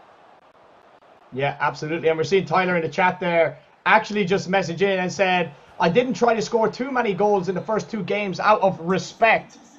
Now, there we go, Lisa, you know, and it comes, yeah, that comes, and it comes back, right? It comes back to the, oh my days. We've seen a power shot there. Maybe you should have just tried to finish it properly. But it comes back to what we said right at the start. Do you remember the conversation we had at the start, Lisa? Where we said, yeah. Hold on, there could be a late surge of a comeback on here. No, maybe not. We said at the start, Lisa, of the mentality of, do you go for the 10-0, you know, when you're playing against a weaker opponent, maybe, you know, you have to win maybe a 3-0, so you start taking more chances, you start messing about, and we did say, oh my God, it's 4, oh my God, is that a pen? He's giving a pen. It's going to be 6, it could be 6-4 and a red card for Ramos, what's new? But we did say that you have to score as many goals as possible. You have to keep the mentality of wanting to score every single time you attack, right? 6-4. I think Gold Dragon's going to be quite disappointed with how he's lost a 4-goal plus goal difference now, right? Like, instead of kind of shutting up shop and getting that +4 on the board alongside them +3 points for the top of the table, now he's going in with a +2 and +3. Okay, it's a good start. However, it could have been even better, Lisa. Yeah, exactly. And going off what Tyler said, we speak about earlier, seeing a couple of games that he did where he could have probably have gone closer, but he decided to go for a long shot.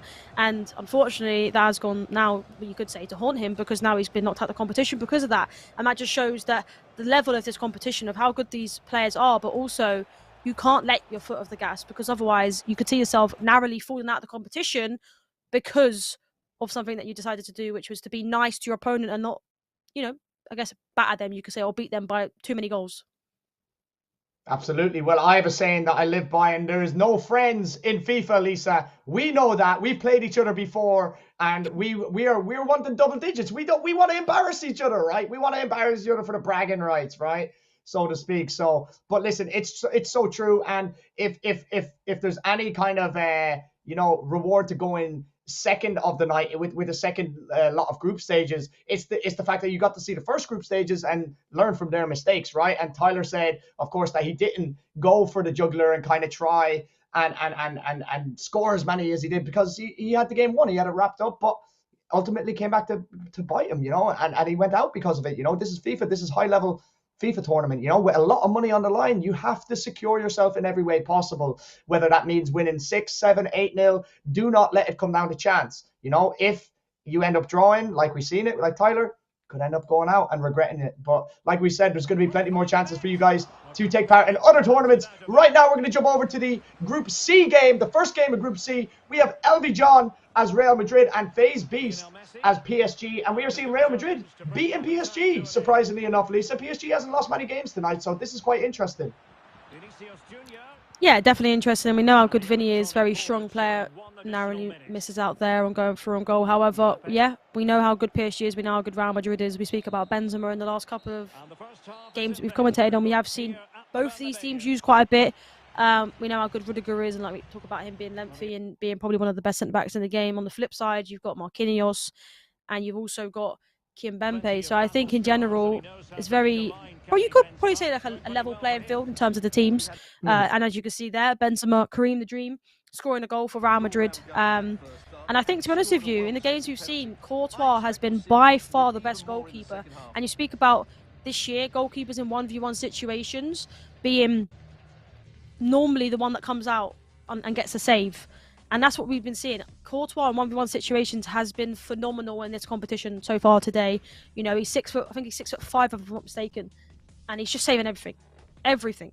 Yeah, absolutely. I think goalkeepers are a massive part this year. And, you know, it's fantastic because FIFA have actually, like, they haven't left goalkeepers just down to the AI, right? You can control your goalkeeper quite a lot in FIFA now. You know, and that in itself is a new skill that people have learned. So moving the goalkeeper, rushing them out, playing sweeper keeper, you know, bringing them out for crosses, you know, bringing them out for 1v1 situations, closing the gap, closing the angles. You know, the game has evolved so much in terms of you don't just control the players on the field, outfield, you know, you control the goalkeepers now as well. So it gives you that little bit of edge. If you can get that part of your game, it's massive, absolutely massive.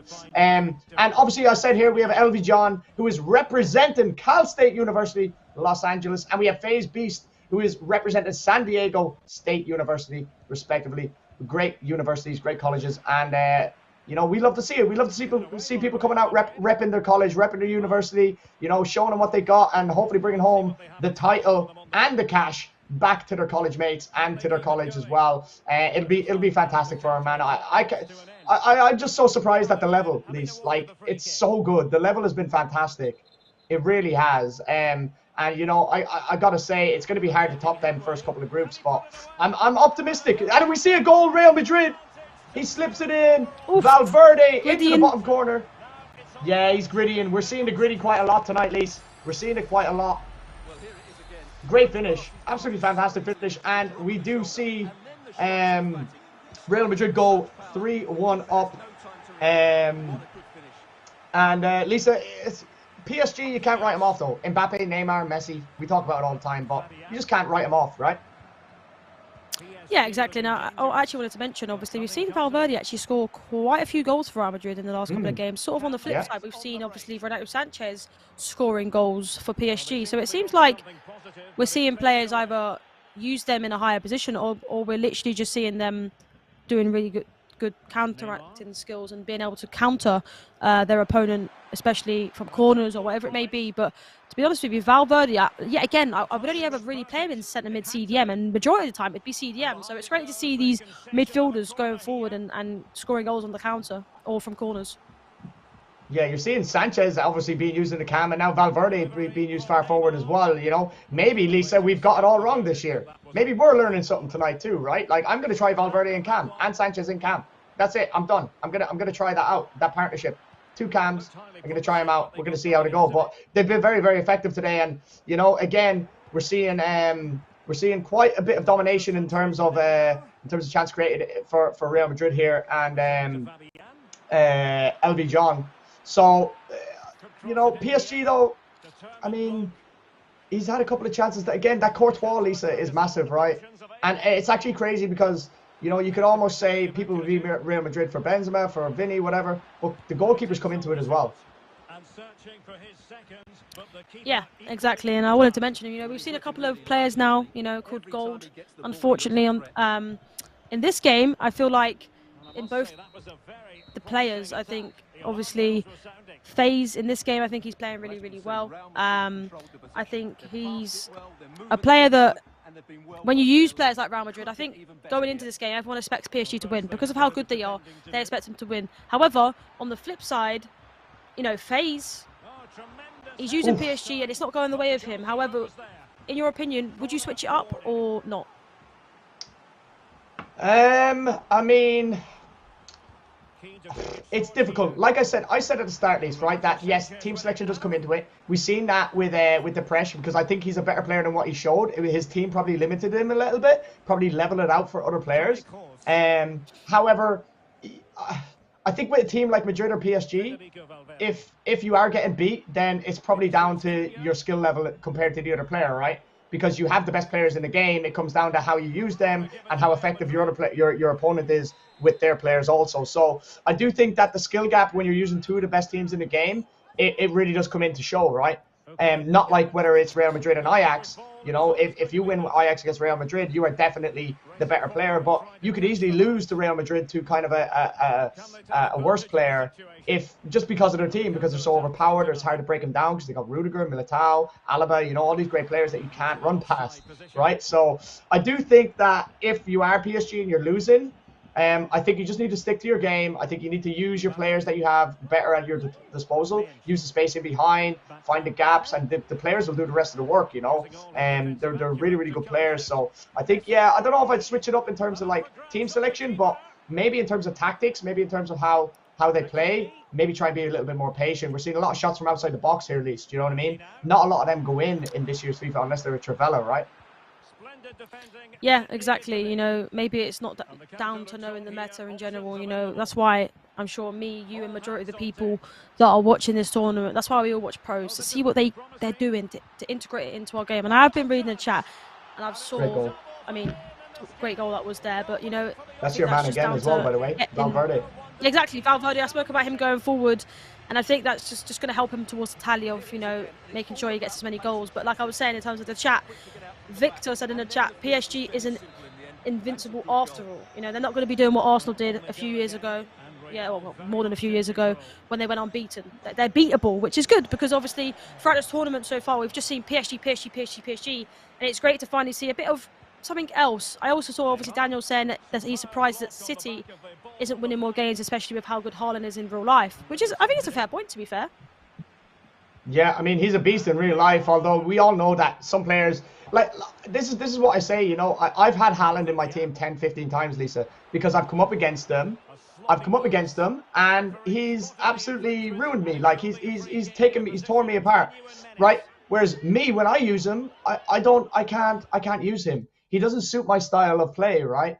And like Haaland type of player, you have to be playing over the top through balls. I play tiki-taka. I play like on the ground, up to my strikers, up, back, and through. That's what I call it. We play up to the strikers, play back to the cam, and we play out wide, or we play a through ball up for our strikers, right? And Haaland, with his feet facing with his back to goal, is not usable. He's not usable. So unless you know the players and the mechanics of how they work, it's very, very difficult to use them to their best potential. That's why I love Benzema, because my link-up play with Benzema is fantastic, and his runs are absolutely brilliant. But guys, we are going to take a quick intermission. We are going to be right back, so do not go anywhere. We still have loads from the last two groups of the night. We'll see you very soon.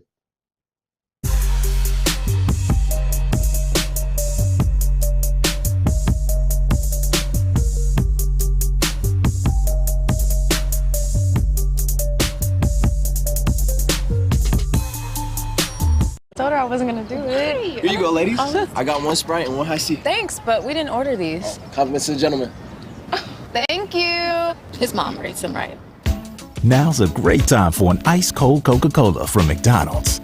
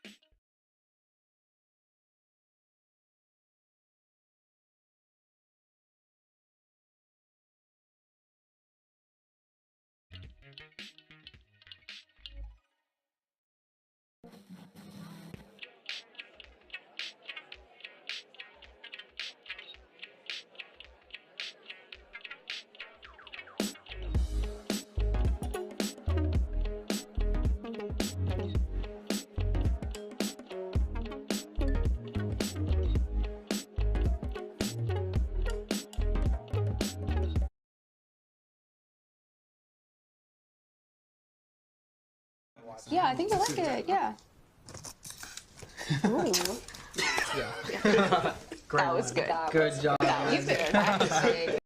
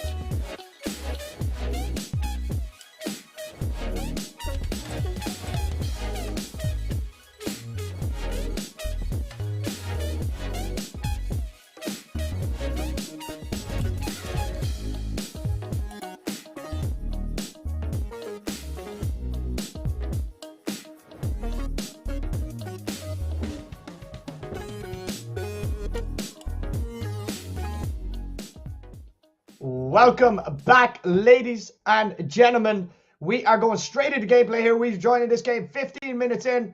It is Mr. Shin in the Barcelona colours and La Concha in PSG colours. Lisa, we've seen Mr. Shin already in action. Listen, second game for him.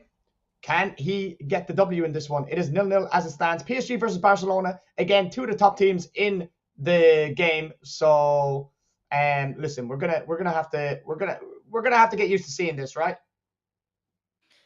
Yeah, it's interesting to see Barcelona being played. Obviously, we speak about different teams being used. We know they have, I mean, you could say some decent players within the team. Obviously, the main man that everyone talks about is Lewandowski. However, I feel like players around not as strong as you would say. Even I think City's you would even class as being better than Barcelona. But yeah, I mean, I think they're still a decent team. I just think there is obviously better alternatives to use.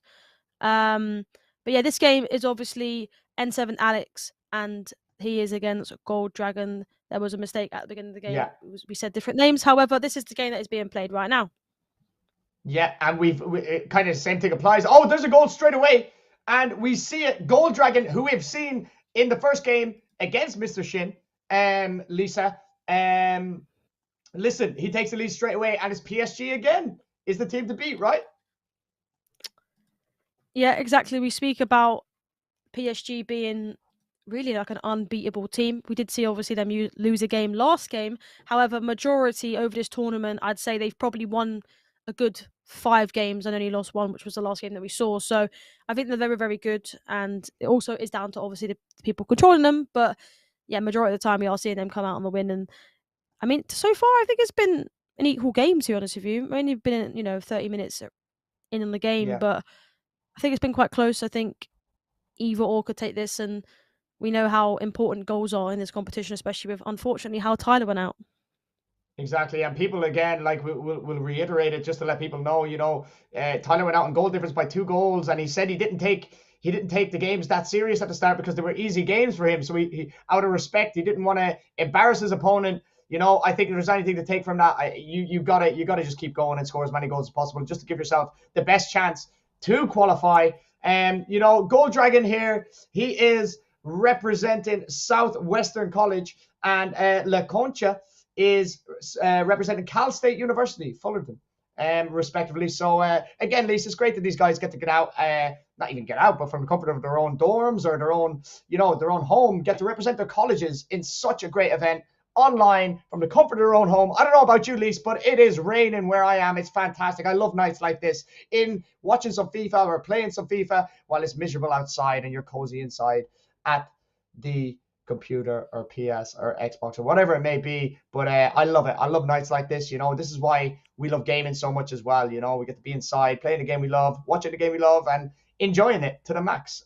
So yeah, I do think, just going on your point, Lisa, goals are so important, as we've seen. So it's going to be interesting to see the mentality of some of these players now coming into these groups, to see if they've maybe been watching and seeing what happened, and it may have been a little light bulb moment in their head saying, okay, if it's an easy game, I'm going for as many goals as possible, right? Yeah, exactly. You can't take no surrenders, right? And I think that it just shows now that you've got to get as many goals as you can. Obviously, in a situation that you shouldn't just go constant pressure from the start and try and get as many goals, because you could concede. But I think if you know you're better than the opponent, don't just think, I don't want to not score as many goals as possible because I might go out of the competition. The same thing actually happened with me with the She Sports Cup, because I played a good friend in She Casey. However, I probably needed a good, 6 to 10 goals against her, and there's a chance there, and they're back. Big goal. 2-0 now. That means that you would say, games at a match. However, anything is possible with FIFA. But as I was saying, in the competition that I played, I needed to get at least 6 to 10 goals. And I said to Jester, who you know really well, I said, she's a friend of mine. I don't want to beat her by loads of goals. And he was like, you've just got to do what you got to do. And it ended up going through to the finals by 1 goal, because I scored quite a few goals against her. And sometimes you just got to do what you got to do. Outside of it, you're good friends, your best friends, whatever it may be. But when you're in a tournament, you're enemies. And that's what you got to think. Unfortunately, is how bad it sounds. That is what all the pros that I commentate over, they do. I commentate on E-Premier League finals, and they're really good friends, they're teammates. Some of them even live together, but when they're against each other, their enemies, and it's just how it is, unfortunately. Yeah, absolutely. And I just want to correct a mistake I made. LeConcha was the player that I thought we were in the game with at first. We're actually playing against N7 Alex G, who is repping Mount San Antonio College. So I do apologize for that, guys. Listen, Lise, 2-0 is looking quite comfortable. 2-0, like we said, is a tough lead to keep, right? But Gold Dragon looks like he's a good player here, Lise. I like him. I like how he's playing. I like how he's using his players. He's quite an intelligent player. So it's hard to see a comeback here. But like you said, 1 goal. You know, that last goal for Gold Dragon was a 45th minute goal as well, which we know FIFA is notorious for, right? So you know, you could say a little bit of hard done by there for Alex. But you know, he's still in this game. As long as it's 2-0, I always think that there's a chance in these games. You know, no matter what. You know, if you're good enough to create a chance or two, you just need to be clinical, right? Yeah, I definitely think there's always a chance for a comeback in these games, especially when, you know, if you can get an next goal 2-1, anything is possible. A little slight glimpse of, you know, hope is there for you when that happens. And all you got to do, maybe sometimes even just get a bit fortunate, get a lucky bounce that goes to you. You know, your opponent loses their head and thinks, actually gives himself a bit of self-doubt. Oh, I'm not going to win this game. I'm now 2-1. It's too close to my liking. And then next thing you know, it's 2-2 and you think, oh my God, I'm actually going to bolt this game. And then, you know, you panic. And then sometimes you even end up seeing yourself from being 2-0 up to 3-2 down. So just got to try to stay composed. So even at this scoreline, you could say maybe keep the ball. Potential chance here with Pedri. Interesting to see him shoot from there. I feel like maybe he could have worked it a little bit more, especially with centre mid. However, we do know how good and clinical we've seen midfielders. We've seen Valverde's bagging a few goals. We've seen Renato Sanchez bag a few goals. So, yeah. Yeah, a lot of shots outside the box here, and I'm not a big fan of it. You know, nine times out of 10, they're going to get blocked. And even if they don't get blocked, it's going to be very difficult to actually get past the goalkeeper. You know, with the state that the goalkeepers are in right now, they're very overpowered. They save a lot. Seems to be the worst kind of shots that they let in, Lise. It's kind of annoying. But listen, look, I don't mind it. You know, you're letting your opponent, oh my days, that is a goal and a half. That could be the goal of the tournament so far, Lise. First time finish outside of the boot, I believe. Mbappe, top bins. It was in the stanch.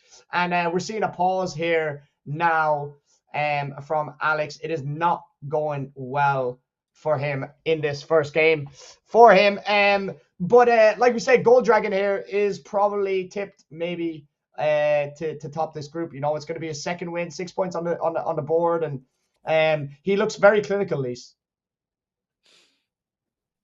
Yeah, he definitely is looking clinical. You know, he's looking good, not just going forward, but defensively. You know, he scored 3 goals, but he hasn't conceded. And I would say that N7 Alex on the flip side, I wouldn't say that like he's really troubled him in any way. I mean, the only way that he's been getting shots off at the moment is from distance. And would you say that's maybe down to how good defensively Gold is, or do you think it's just maybe down to just him thinking that's maybe the meta?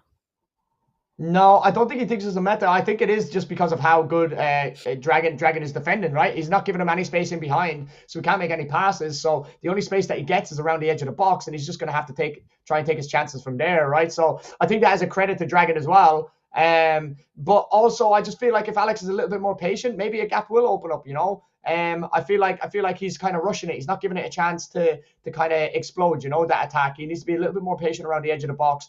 And in times like this, look, see? Oh, that could be a red card, Lise. That could be a red card. Is that a red card for Marquinhos? It is. Yep. It is a red card to Marquinhos, and that could be a game changer. That could be a game changer right now. Very, very interesting turn of events there. You know, that could make a big tarnish on his goal difference here with 3+ if the gaps start opening up like they have now. And it's a good save from Donnarumma in goal. And now we may see a couple of chances from Alex here. He's got a big opportunity to get a couple of goals back maybe. So, yeah, that's going to be very, very interesting to see how that turns out. And he's in. Oh, he has to pass that. He has to pass that, Lisa, surely, to make sure it's a goal.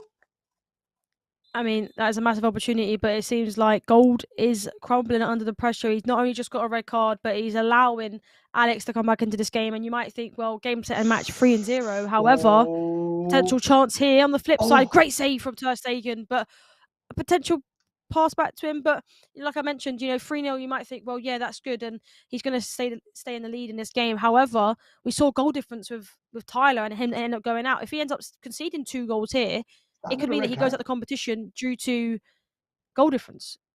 Especially if another player in this group that we haven't seen yet is really good.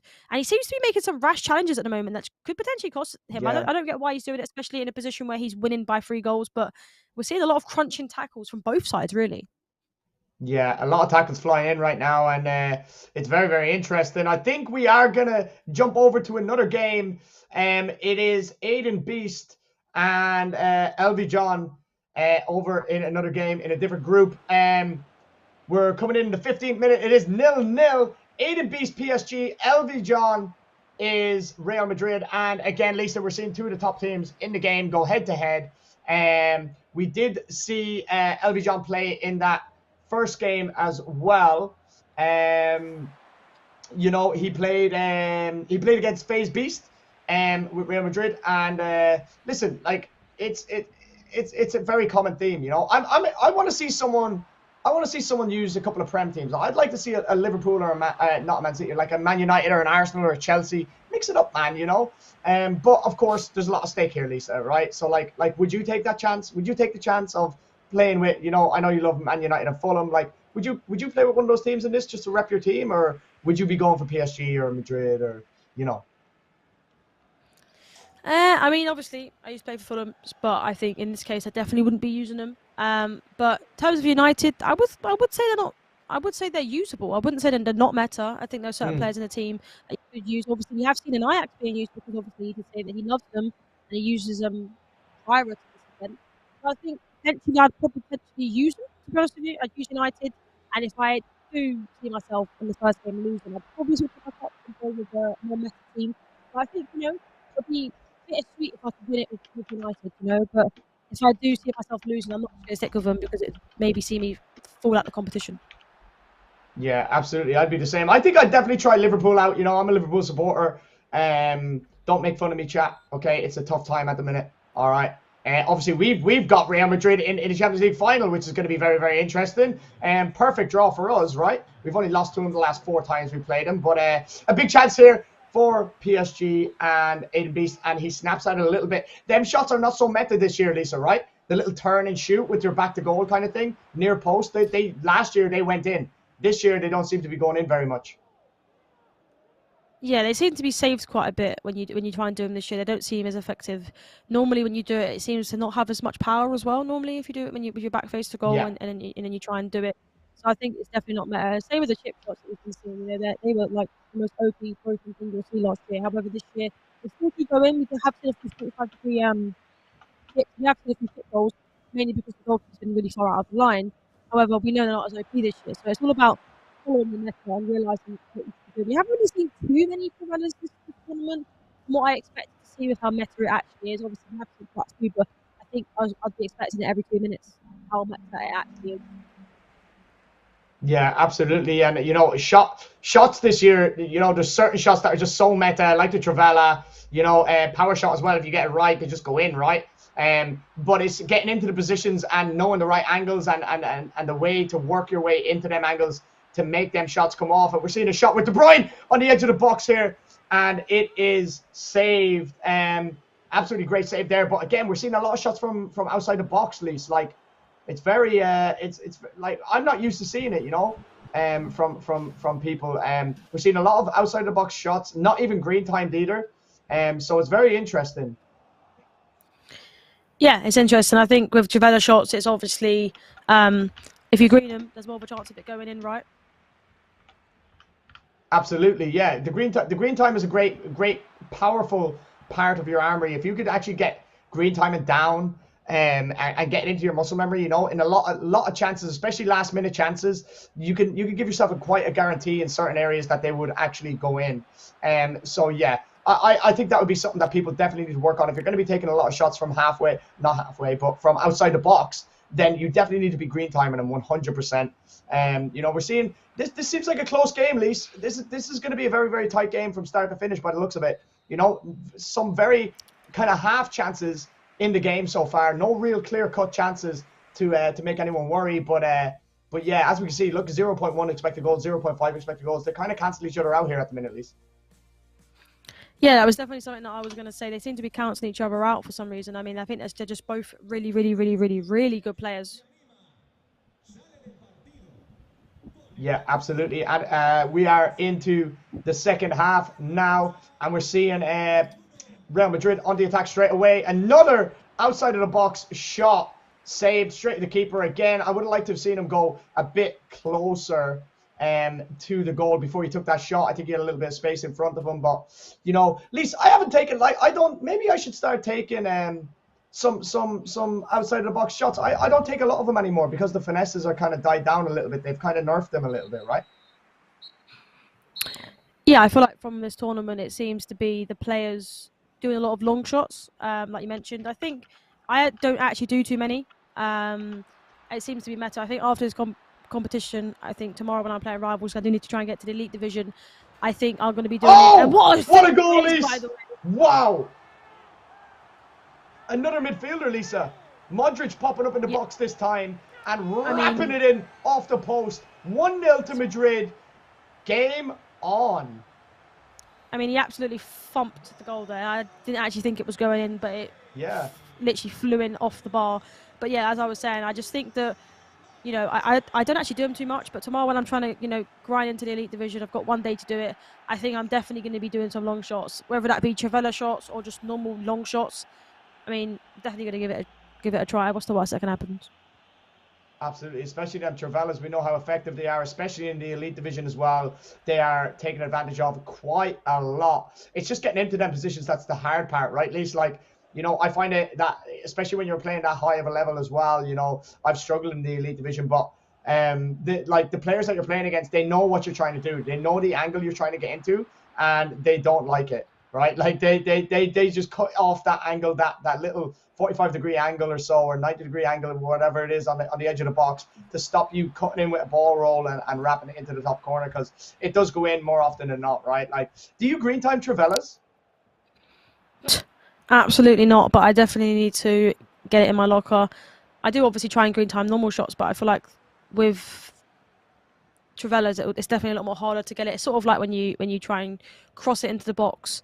You know, it's really, really, really, really, really hard to time it correctly. And I think with Trivelas, that's the same thing. When I do them, normally 80% of the time, you don't really need to green them. In my opinion, I feel like it goes in nonetheless, even if you don't green it. Obviously, it makes it more of a little more percentage if you do green it, especially, you know, the last game that I played, which was a qualifier, the guy scored with Carl Walker from the angle that you would do a trailer from, and he's 65 shooting, and he greened it. But if he didn't green it, the argument is, would that have gone in? Likely not, because it's a centre back, right? However, with the likes of, you know, Neymar, as you can see, Mbappe, Messi, if you do it normally, it should go in. But if you green it, it's fine in the back of the net. Yeah, I agree.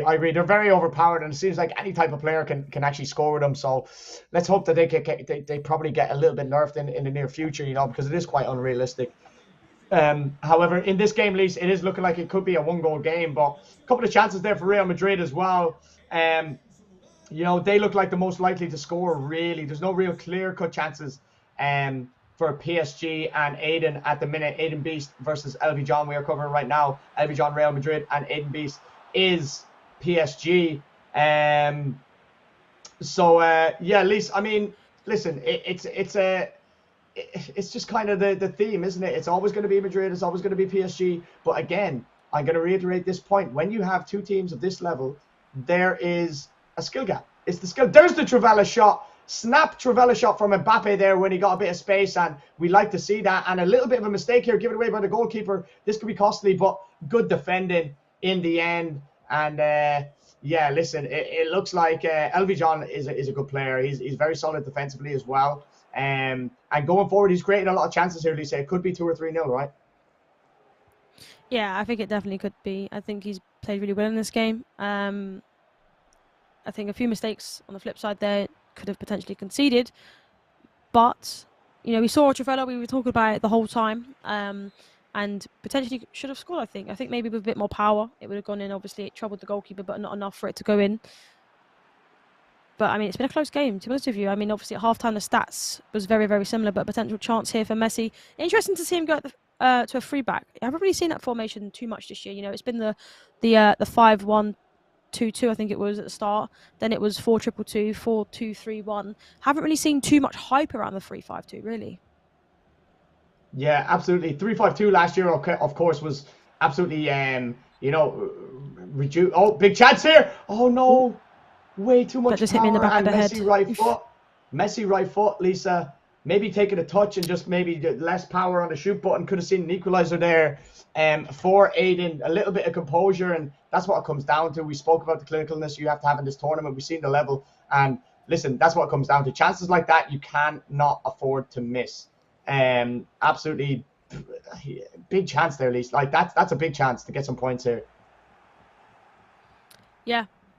Exactly, that is huge, and I think that you mentioned it just comes down to being clinical, being a bit composed. And unfortunately, we haven't really seen that in this game. I think we spoke about it earlier with a few of the players. You know, they was, especially, I can't remember his name, but the guy that was using I actually maybe jog my memory. You know, he had so many chances, but he just wasn't able to convert.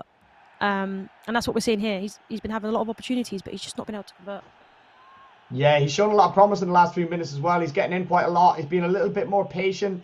And it does seem like it could be only a matter of time before he gets this equaliser here. He's piling on the pressure. He's being very patient in possession here. You've seen the R1 agile dribbling. And that's a big mistake. It is Mbappe. But again, we're just seeing a little bit of, you know, rushing it. You know, he done well to not take the shot straight away. He shifted it onto the left. If he had shifted back to the right, maybe he could have got a finesse goal in there. But he was too impatient, and now he finds himself on the counter, and he finds Benzema, and Benzema misses that. Lisa, we've seen him miss so much tonight. I can't believe my eyes. Wow. That is a massive opportunity there. And to be honest with you, I just wanted to say how defensive he seems to be in this game. Obviously, I mean, 1-0 up. I mean, that's what you expect, right? But in general, like, when he was attacking there, and we thought he maybe potentially come into the game, there was like 6-7 players defending, and I mean, he made a mistake. However, he came back and he has, you know, 8 bodies around him, and luckily that mistake didn't end up becoming costly, because we know how many mistakes so far this competition has been made and how many has gone in. Yeah, absolutely. And again, I said this was going to be a low-scoring, tight game, and it has come down to 1 goal. 2 minutes left of the game, and, you know, really, Aiden is going to have to get hold of this ball here and try for a last attack. And he's got it. Lisa, he's going to get the last attack here. This could be absolutely crucial if he takes his time and he just finds his pass. He's opted for the long ball over to Mbappe. And listen, Rudiger is not going to get bet with that ball no matter who it is. I think it was a poor decision, but listen, that is it. 1-0 in this game. Real Madrid taking the W. LV John taking the W. And Aiden Beast, unfortunately, going down to a 1-0 defeat in this game. A very good game, Lise. End to end. Very tactical. Like you said, very, very defensive as well. So, listen, it was a case of they were sniffing each other out, trying to figure out, you know, who was going to make the first move, who was going to make the first mistake, and Real Madrid went out the winner, and congratulations to LV John for that. We're straight in to some more gameplay here, guys, and it is 1-0 to PSG at this moment in time. They also have a red card as well, which is interesting, Lisa. We've seen a couple of red cards now for PSG, you know, when people are using them. Travella, very, very nice, and we are playing with Lima Boy and FaZe Beast. FaZe Beast being PSG and Lima Boy being Bayern Munich. Yeah, it's just a case of can they hold out here, PSG, right? 1-0 up, down to 10 men, Lise. What's the gameplay here? I mean, if that is me, I'm a bit worried, because I'm in the lead. We know how FIFA is, and how, you know, a game where you're a man down, and especially with a bit of constant pressure, and you could see yourself a couple of goals down instead of being a goal up. So I think he's just got to maybe try and keep the ball as much as possible. I mean, you're going to want to try and get that second goal to have a little bit of a cushioner, but at the same time, you don't want to lose the ball. Potential chance! Oh, I thought that went in. Wow, that was very, very, very, very close. And that was a big chance. That second goal is so vital, especially this part of the game. But he seems to be on top more anyway, at least, even with 10 men. Yeah, exactly. I think he's a dominant player. Must have maybe made a silly challenge when he shouldn't have, and got the consequences of it. But we got to talk about that Tyler earlier, and him not, being as harsh as he could be on his opponents. And one goal in this game so far, it's gonna be tough, especially with a red card. You're gonna want to see out the win, but also you don't want to concede, because if you do, it could cost you. One, because you didn't win the game, and two, because the more goals, the better. Absolutely, yeah. And of course, being down to 10 men is always going to be hard to get that goal difference up. And look, there was chances on both ends there as well, Lisa. There could have been a chance for a easy kind of sweaty goal there, down the other end for Lima Boy as well, if he had been a little bit more patient and dribbled with the ball down to the end line. But it was cut out by the one defender there. Again, a little bit just not taking your time, decision making. The timing of the pass is so crucial in this FIFA, and we've seen it there. That could have been the goal of getting back into it, and he could have went on to maybe try and win. Again, I think the decision making there was wrong. He could have went out to the left there, but he opted to dribble instead. There's just such little oh my God, that's a big mistake, and he's giving it straight to Messi. He's gone for the chipped pass, and it has backfired, and he has given it straight to Messi, who has headed the ball into an empty net, and that is probably going to be that, right, Lise? Again, it comes down to a mistake. Yeah, we talk about, being clinical and being as composed as possible, but you can't be making their mistakes. We talk about it in these stakes, and we know it could come down to the pressure of it all. But I mean, he's 2 goals up, potentially 3 goals now. Great save, and like we was mentioning, when you have a red card. I know me personally, when I'm against someone that's got a red card, I think, yep, thank you very much. This is my game to win. Even if I'm 2-0 down, I'm thinking, yep, thank you very much. And mentality, it switches. You think, yep, I'm winning this game now. Whereas before, 1 goal down, 2-0 down, you think, I'm not going to do it. But when they get a red card, it changes completely. And that mistake there has cost him, because, he's had the chances, but he just hasn't been able to take it. And now, 2-0 up, red card. I wanted to actually mention, he had a red card with a centre-back. Normally, when you get a red card with a centre back, you make a pause and you take off a right winger or a striker or a cam. Oh, this could be a big chance at the end of the game. He hasn't passed at least. He's gone for the finesse. Crazy. He hasn't done it. He hasn't switched off a centre back, which is interesting because normally you got to fill that gap, don't you? And he didn't do it. When I saw that pause there, I didn't see him. It was Marquinhos still there, which is very interesting. But it worked, I guess, in the end. Yeah. Well, look, we see FaZe Beast run out as the winner there, 2-0. Happy to keep that 2+ goal difference and the dub as well, Lisa. Of course, Lima Boy representing University of California, and FaZe Beast San Diego State University. We are jumping into the next game now, and Lisa, we have Man City versus Barcelona. Very, very interesting matchup again. 2 of the best teams in the game, really. But we haven't seen Man City do too well today when people have chosen them. I have to say, I'm not surprised. I don't like Man City in FIFA. I said it before. I don't like how they play. I just don't feel like they flow as well as what they should do because they're so good in real life. Yeah, I also feel like it's, when you use City, I feel like you have to play a certain way. It's sort of like Fulham and Mitrovic, right? He's a player that he's a target man, and you always want to whip the ball into him to get his head on it. So I think that's the same with sort of City. You're looking for Haaland, you're looking for that over-the-top through ball because you know how lengthy he is and how he'll be able to get on top of the ball. And I think that's how you feel like you have to play with them. Whereas with PSG, you've basically got 4 attackers. You've got Neymar, you've got Messi, you've got Mbappe, and at the moment we've seen Sanchez getting in the mix.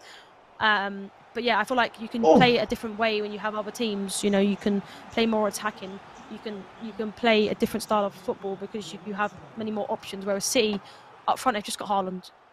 Bit of De Bruyne, getting a bit forward. But other than that, I mean, Mahrez, I haven't really seen much of Mahrez, to be honest. Obviously, I mean, he's been playing, but I haven't really seen him get on the scoreline. We've seen a bit of Foden. But other than that, I mean, the defence, Diaz, Laporte, I know Diaz is more usable this year, being lengthy, but he's not really someone that, you're going to hype about. Same with Rodri. He's not really, nothing special. But when you look at the PSG team, you look at their attack, you look at the defence, you've got Sanchez in the mix. It's just not a team you really go for. And I mean, United fan anyway, so I'd never go for City. But still, even if it was to mean that I would do better in a competition, I just don't think that they're a team that would change that for me. Yeah, I agree. Again, it comes down to your style of play. If you like over-the-top through balls, then Haaland's your guy. If you like tiki-taka, you're going to go for the Barcelona, PSG, the more players that are kind of, you know, quicker. But big chance here for Man City. Oh, he has to finish that. He has to shoot there, Lisa. He has to Trivela that with Foden left foot, surely. He has to. Yeah, and we talk about using meta in there. Trivela it. Thank you very much. 1-0 up in the game. Yeah, absolutely. And we're seeing the attack straight away. He goes with a shot, and again, a better result. He gets a corner from it rather than just giving the ball away. And I just want to talk about this group right now, Lisa. So this is Group D. This is the final round of matches. And as it stands, Gold Dragon is on 6 points with a +7 goal difference. All right, Mr. Shin is in second with 3 points. Joint second with La Concha on 3 points. Mr. Shin has a -1 goal difference, so he needs to get his goal difference up if he wants to progress. And Alex on 0 points as well, who we were seeing playing against Mr. Shin here as Barcelona. So it's going to be an interesting end to this group, Lisa. Depending on how Gold Dragon does, you know, depending on how Mr. Shin does in this, we could see another upset at the top of this group if results go the right way. Yeah, exactly. And to be honest with you, I like that. You know, get the popcorn ready. You know, get the McDonald's ready because, oof, I love it. Big and chance. a potential chance here. Yeah, there it is.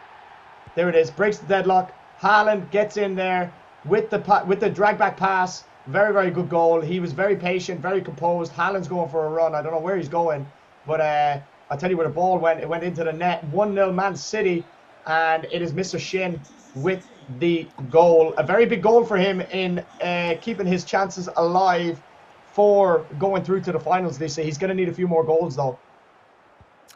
Yeah, exactly. And we talk about City, and I think, you know, we've been, I guess you could say, slating them or dissing them because of the results they've been getting for people that have used them so far. But I think, like we mentioned, potential chance before I say that. Great save from the goalkeeper. Yeah, again, rushing the goalkeeper out, yeah, so effective. Like I was saying in terms of City, I think if it suits your style, go with them. But also, when you're in them positions, the one person that's going to be clutch for you is Haaland, and he provided there. Same on the flip side with Barca. There isn't too many attackers in that team that you think, yep, they're going to score for me. But you've got Lewandowski, and when you get them in that position, they're going to score. Yeah, absolutely. And we're seeing channel runs from Haaland. If you can use him effectively, which it looks like Mr. Shin knows how to use these players, to be fair. You know, he's getting Haaland down the line. He's getting him into the channels. He's using the over the top, the through balls down the line, down the channels as well. And he knows how to use the City team. And he's shown that you can play well with Man City in this tournament if you know the players, if you know how to use them. That's a fantastic through ball to De Bruyne. Can he get in? Haaland! He went for the sweat pass instead of going for the shot. I think I'd probably shoot with De Bruyne there, Lisa. To be honest with you, I'm going to disagree. I think he did the right thing there, and only because we speak about Russian goalkeepers, and I think the position of the goalkeeper where he was, I feel like he saves that. But also, it's great defending on the flip side. I think, you know, he read the pass across the box, and he thankfully got it right, because if he didn't, it's 2-0. Yeah, absolutely. We're seeing him have a lot of joy down the flanks here and cutting it back to Haaland. That one blocked this time, but it is warning signs for Alex. He needs to get a goal here to ruin the party for Shin. And it's not looking likely though, Lise. You know, Mr. Shin comfortably on top here. He's creating a lot of chances. He's getting in and around it. He's very, very patient, as we see, winning the free kick there. He didn't rush the pass. You know, he's a good player, this Mr. Shin.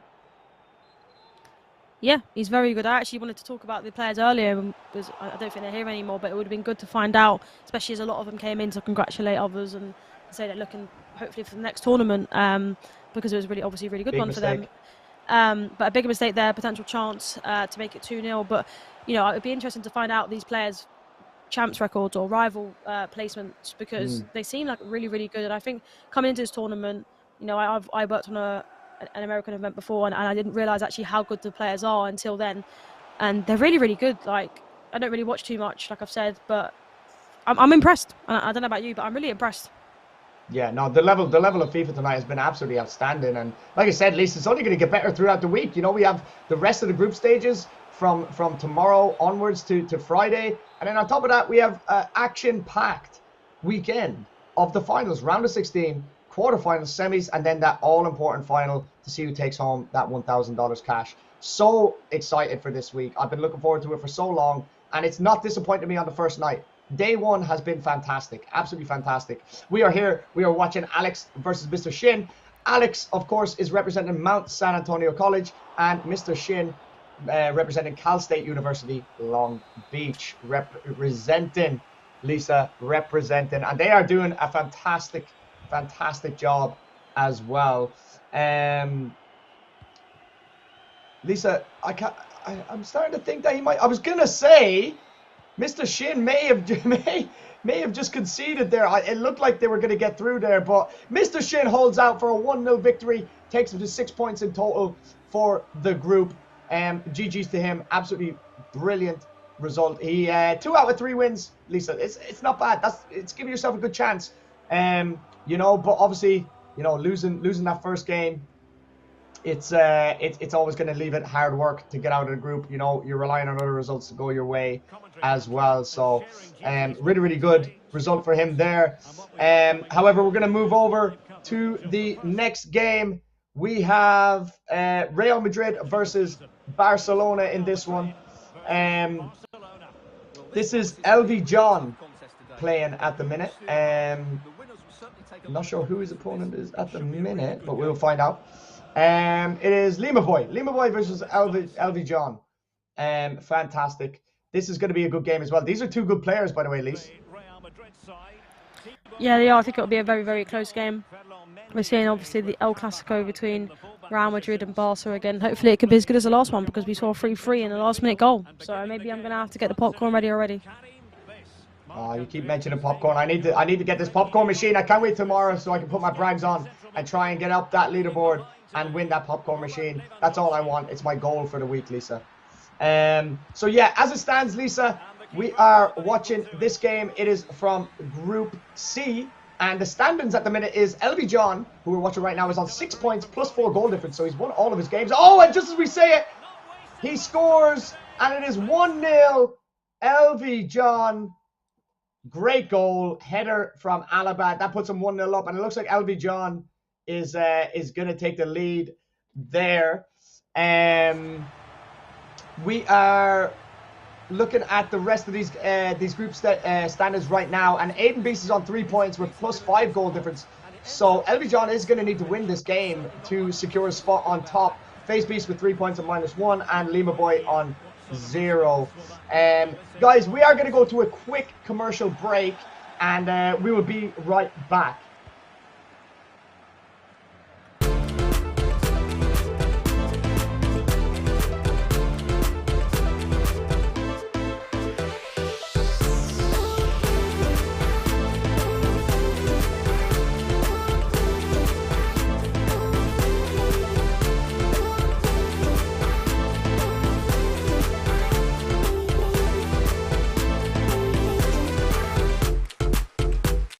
Told her I wasn't gonna do it. Here you go, ladies. I got 1 Sprite and 1 High C. Thanks, but we didn't order these. Compliments to the gentleman. Thank you. His mom raised him right. Now's a great time for an ice-cold Coca-Cola from McDonald's.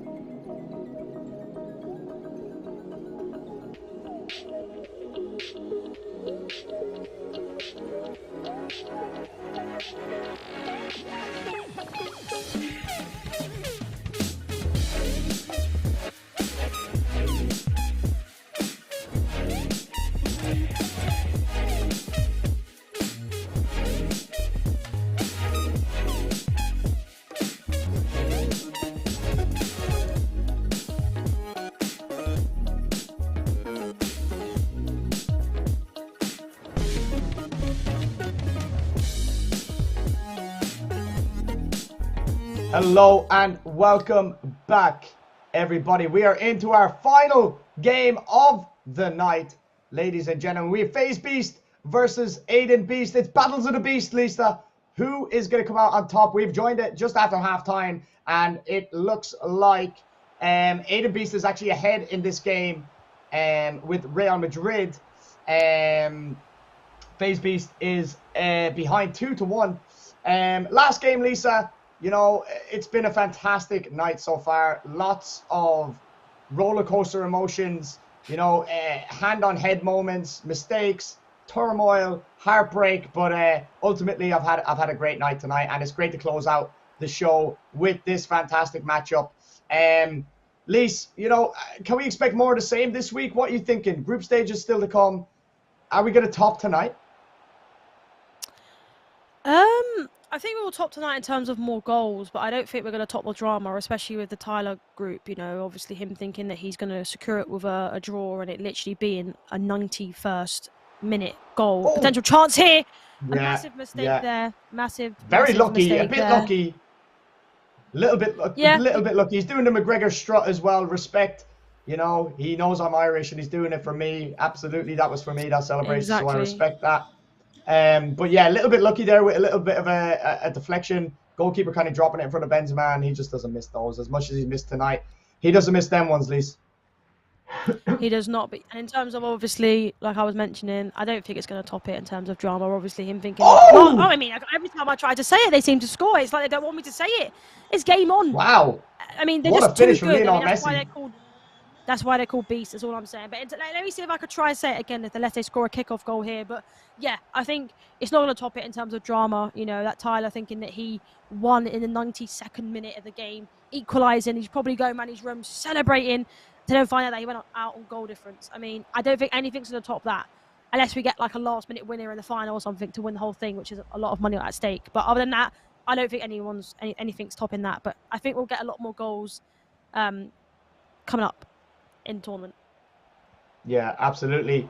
I for one, I think there's more drama, Lisa. I think it's going to be action packed. I think we're gonna be on the edge of our seats like we have been tonight for 4 straight hours. Incredible display of FIFA, incredible energy, incredible matchups. You know, some of the goals that have scored have been phenomenal as well. By the way, we seen a hat trick of chip shots as well. By the way, in one game, Lisa. Like that's the standard that's being set here. You know, it's not easy to score chip shots this year, and he made it look easy, you know. So I do think there'll be more drama. I think there'll be more upset. I think there'll be more last-minute winners. And, of course, we do have the absolute, like, roller coaster of the finals to come at the weekend as well. So plenty more drama, plenty more goals, plenty more ups and downs. But for now, we're here with the two beasts, and they are battling it out head for head in this game right now.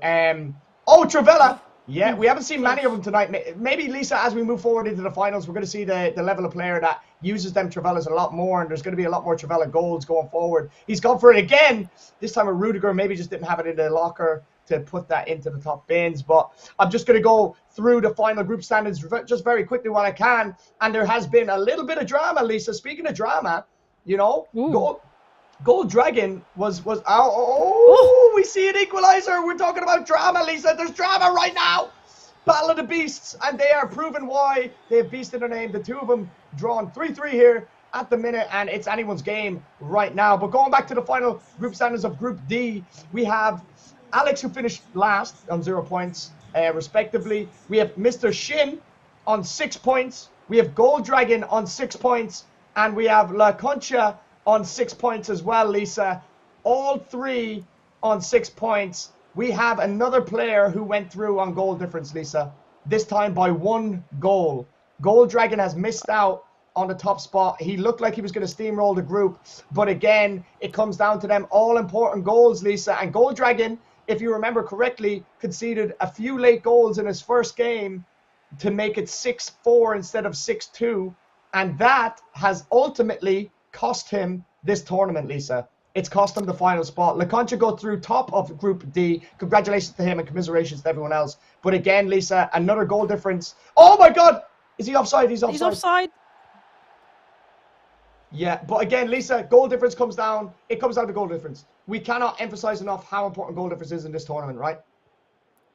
Yeah, and I said it in that game as well about goal difference and it being crucial when he actually conceded a couple of goals in that game, and it's gone to literally haunt him. I've said it twice.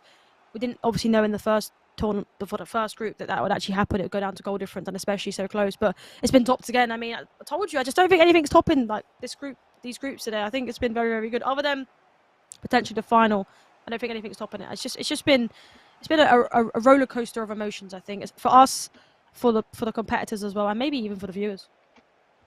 Absolutely, yeah, and there's plenty more to come. Of course, this week we are here with you all week this week. You are absolutely blessed to have me and Lisa here talk you through these games, whether you think it or not.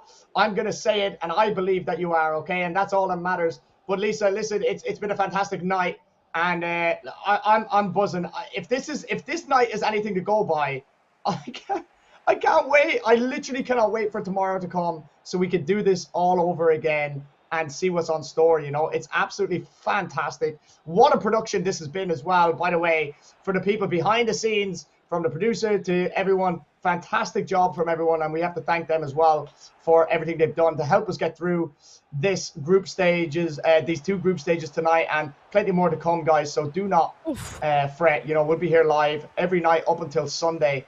Absolutely phenomenal production, and of course to McDonald's and Coca-Cola for making this happen for all of us as well, and giving us this great opportunity to see and witness this fantastic event as well, live on Brag House. Guys, just very quickly as well, don't forget to download the Brag House app for your chance to earn brags and tokens throughout this week. We will be starting that tomorrow night, so make sure you have it downloaded, ready to go for the stream tomorrow night. And you have a chance of winning some fantastic prizes, popcorn machine, which I keep going on about, which is what I want to win. We also have Apple AirPods and some cool other goodies in there as well. So make sure you download the app on App Store or Android Play Store as well. That is it. It is all over. 3-3. That has ended. What a game that is, and what a game we were treated to at the last hurdle, Lisa. It has been absolutely fantastic. I think we're going to take a quick look at the finalists, the guys who have made it through to the finals very shortly. And Lise, we were treated to an absolute, like, an exhibition of high level university FIFA players. Absolutely fantastic. Yeah, I think everyone showed how good they were in this competition, you know, from last minute goals to mistakes to Travella shots to Grithian to doing the sleep celebration. I think, yeah, it's been crazy. You know, you would never know at 6 a.m. our time, would you? I mean, we tried our best to bring the hype, but I think the competitors did that themselves. You know, it's been a crazy, crazy tournament, and you know, there's been so much to talk about, from, you know, a last minute equalizer to thinking they've gone through, to, you know, conceding a couple of goals that they shouldn't do, to now two groups being the same thing. Yeah, and I think it's just been so many close games as well. You know, I think coming into this competition, there was a couple of games where some were 6-0, some were 2-1. There's been so many close games, a couple of draws as well. I just think the standards are very, very high. Absolutely. Standards phenomenal, you know. As much as I'd love to be playing in it myself, I don't think I'd last very long with the standard that we've seen here, Lisa. Honestly, it's been absolutely fantastic. And, you know, I can't thank the competitors enough. You know, we only had 4 groups tonight, Lisa. We still have so many to get through, and I'm so excited for what's to come this week. Honestly, it's going to be absolutely fantastic, and I cannot wait to see what's in store. And of course, you know, then it comes down to the finals. You know, Saturday, Sunday, we have our finals, Lisa. We have 4 people already booked their place in the finals tonight. I think 4 worthy winners of their groups as well. And again, I have to reiterate again, like, 2 of the winners of the group, they went through on goal difference, Lisa. You know, like, for anybody watching, for anybody ready to play during this week, I cannot express this enough. Win your games by as many goals as possible.